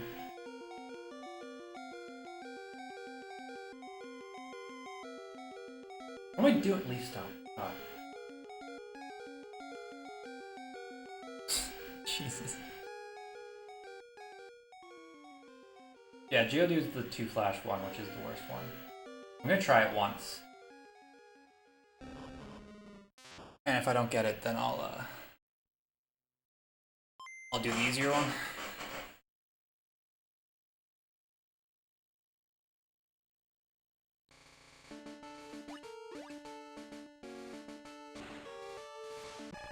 Oh, I accidentally did the easier one first.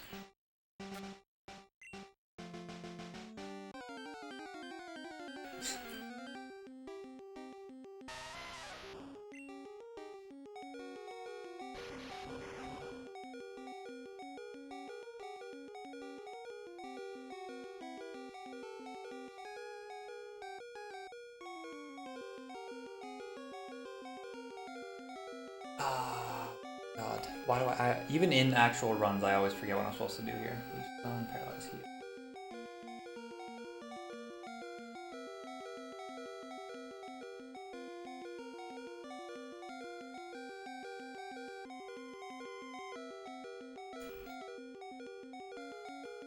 So this is actually another crazy warp. All the sprites are gonna come with me. And so when I talk to this dude, it's Moltres.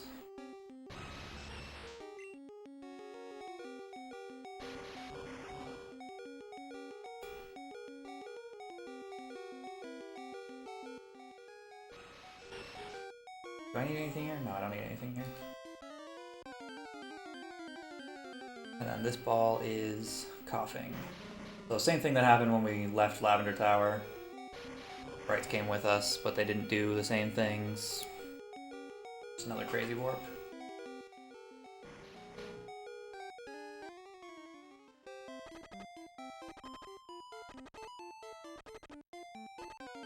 It actually worked out, because I only have to withdraw Geodude, which gives me like the perfect amount of space in my party for what I need.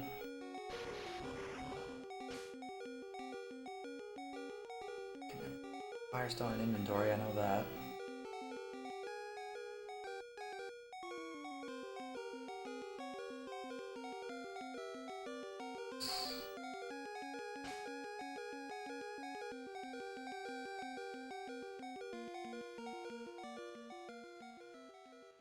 Get me a Tauros.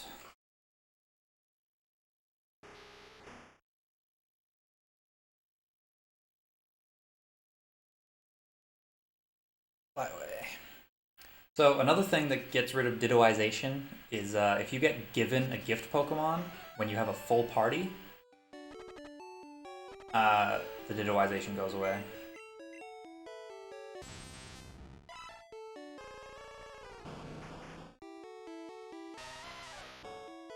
Again, we have Overworld Red Bar here. Actually not going to be using it.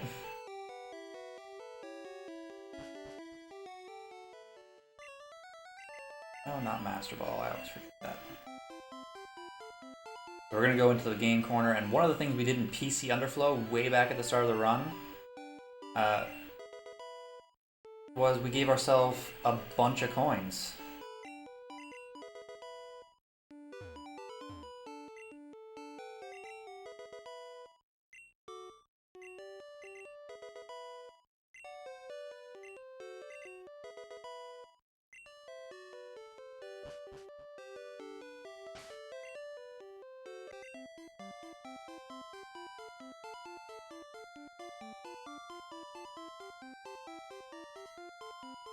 I guess you do use it. Yeah, I just mean you don't use it to evolve. Oh yeah, and I do have to evolve Kadabra. You're totally right.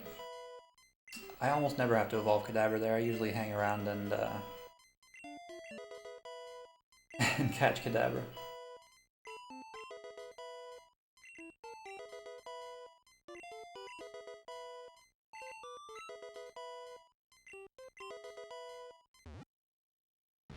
Okay, so Kadabra, Geodude, Traveler, all of these. Oh, it's so satisfying to click all those things. I have forgotten that I needed to evolve it, and then evolve Geodude before it or something, and had to eat all the slow rare candies. I've never fully forgotten to evolve it.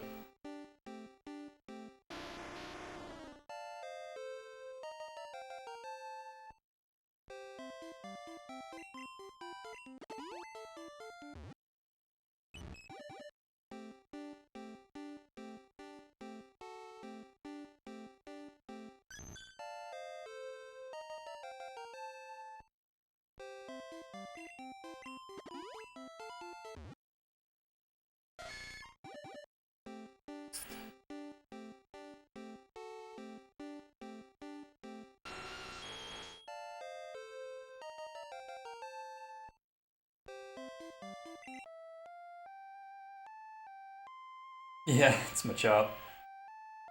Machop's the only thing you get in Victory Road that actually would require Overworld Red Bar. The rest just evolve in one candy.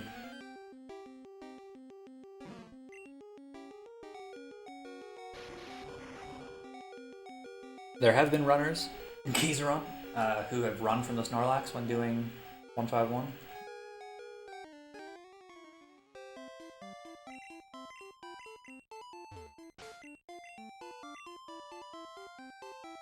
Again, we just jack through because we want to get to this grass and we don't have cut, so.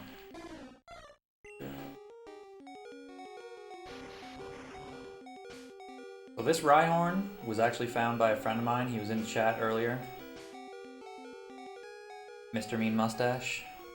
The reason why he found it is because he's a dumbass and he tried to do the Kabuto algae on the wrong tile, and it happened to be Rhyhorn.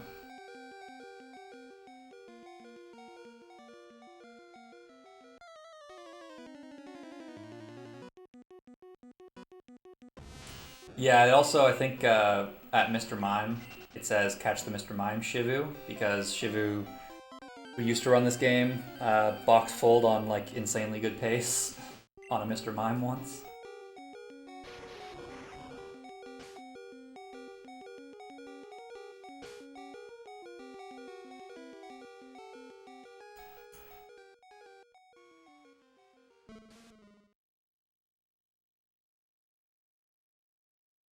Okay, so Doduo, I believe, is tap palette, right? Old palette, shit. I always forget that.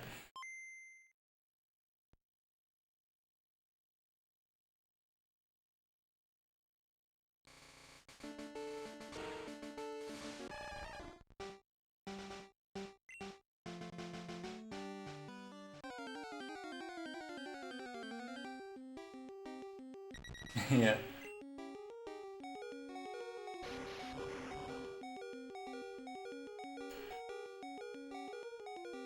Alright, now need any old encounter.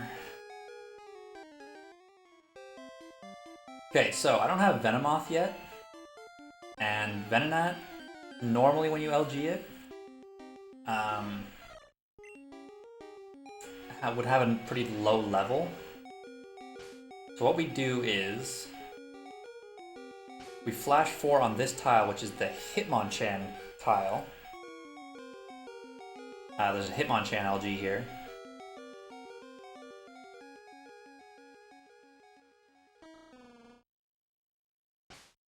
And now when I do the LG, instead of the Venonat being a relatively low level, it's actually level 50 something, which is Hitmonchan's index number.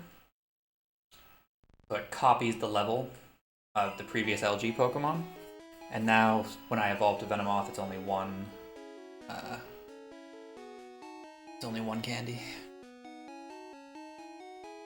Okay, right. Swap.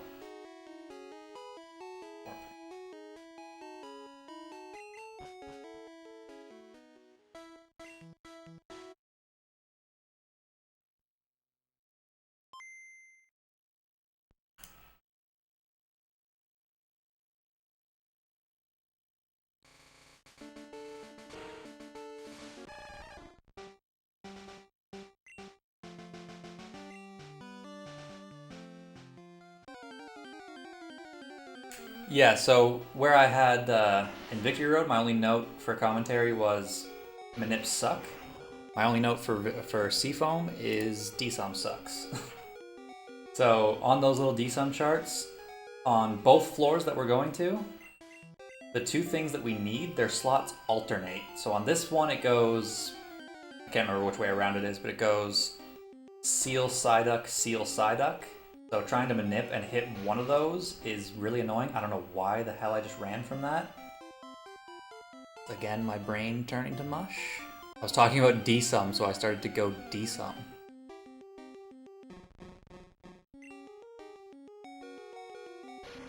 Krabby's much more rare on this floor than the next floor, but yeah, what it is.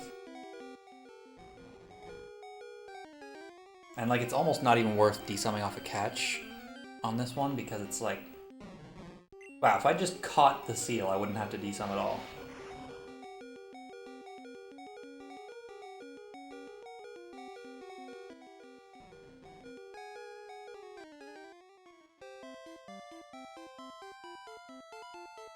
And there it is, already gone off the catch. Like, the DSUM chart is so short because it's such small time windows in between slots that it's, okay, well, you're on the wrong floor. I caught both the things I need on the next floor on this floor.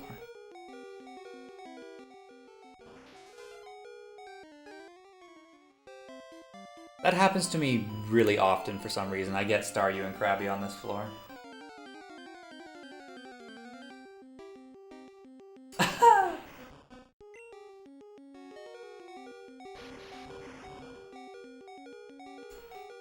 That's really funny. That's a 4% encounter, by the way, to get that Kingler. And Seal is like a combined, what is it? Combined 30% for both slots.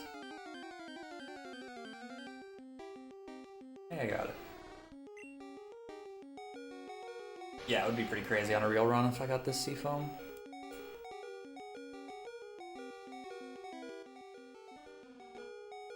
Guarantee I'll get an encounter on the way to this Jack. Nope, okay, fine.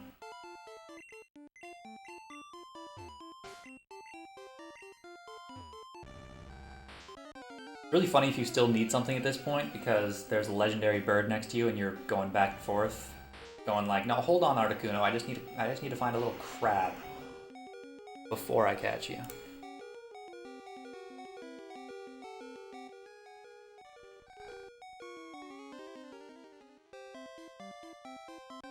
And Dugong. You can get Dugong on the first floor. It's a 1% encounter, but you can get it.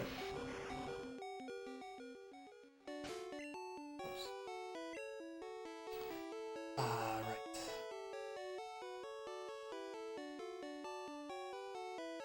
Old Hamper.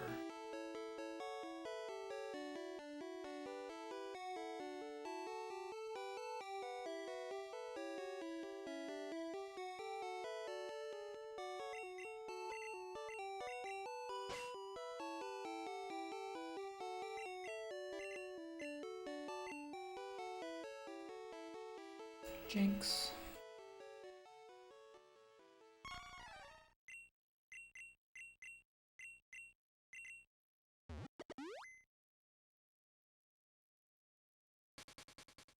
So for the end, now we just need to evolve all the rest of the stuff in this and we'll have all the Pokemon.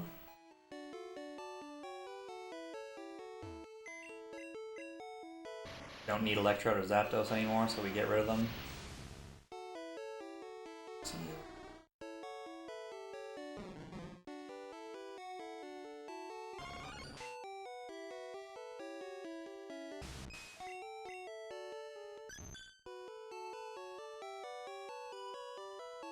Last one. Oh my god, there's one more that I need. Right one.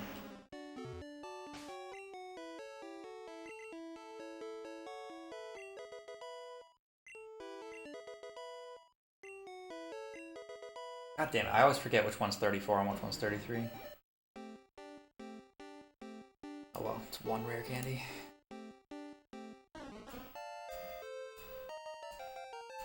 So I actually need to release a Pokemon here.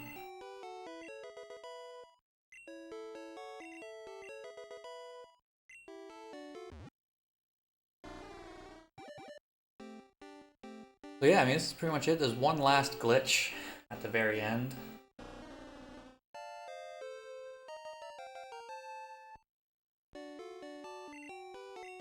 Whoops, I just... Candy on Middle King, whatever. Yeah, it's not a very EU-friendly time.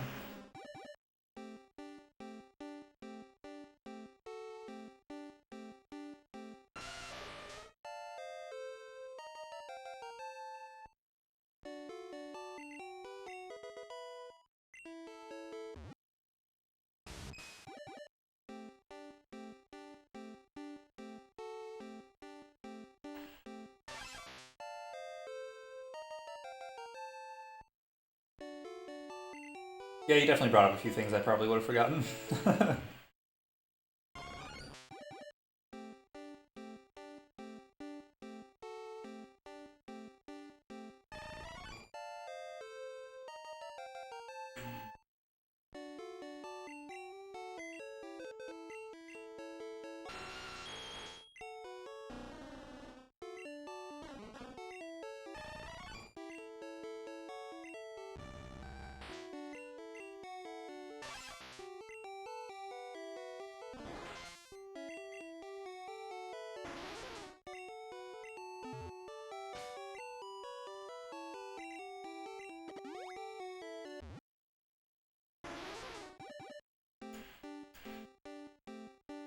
And yes, if you're wondering if you release a Pokemon, it still counts as Catch-em-all, because it just matters about the Pokédex count. And I did release a legendary bird.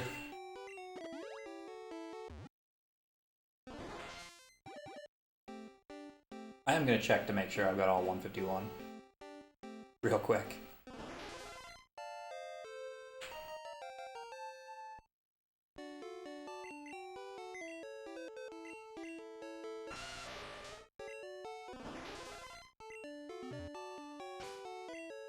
Good. Alright, so this is the last glitch we have. So the timing for this category ends... Oh my god, where am I? I should not talk while I do this. So, timing for this category ends after the Hall of Fame. But we don't really want to... we don't want to have to fight the Elite Four, obviously. So what I did is I just put this item stack,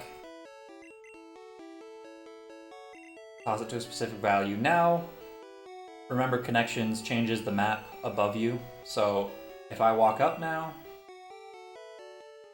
I'm in the Hall of Fame.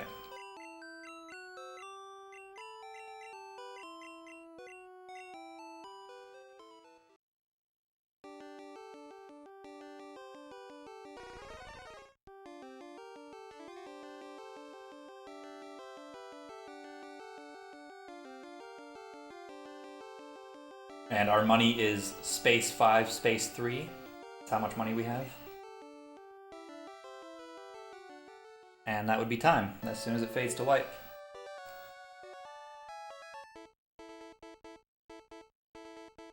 How long did that take? 2.5 hours. That's shorter than I expected.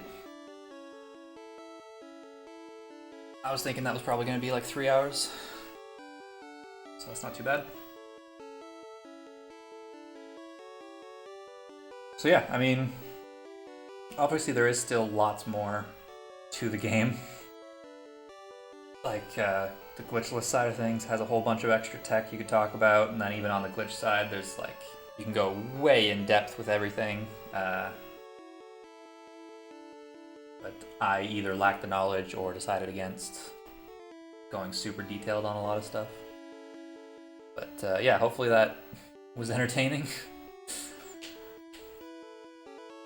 I've never really done that before, where I've just gone through and explained a whole run.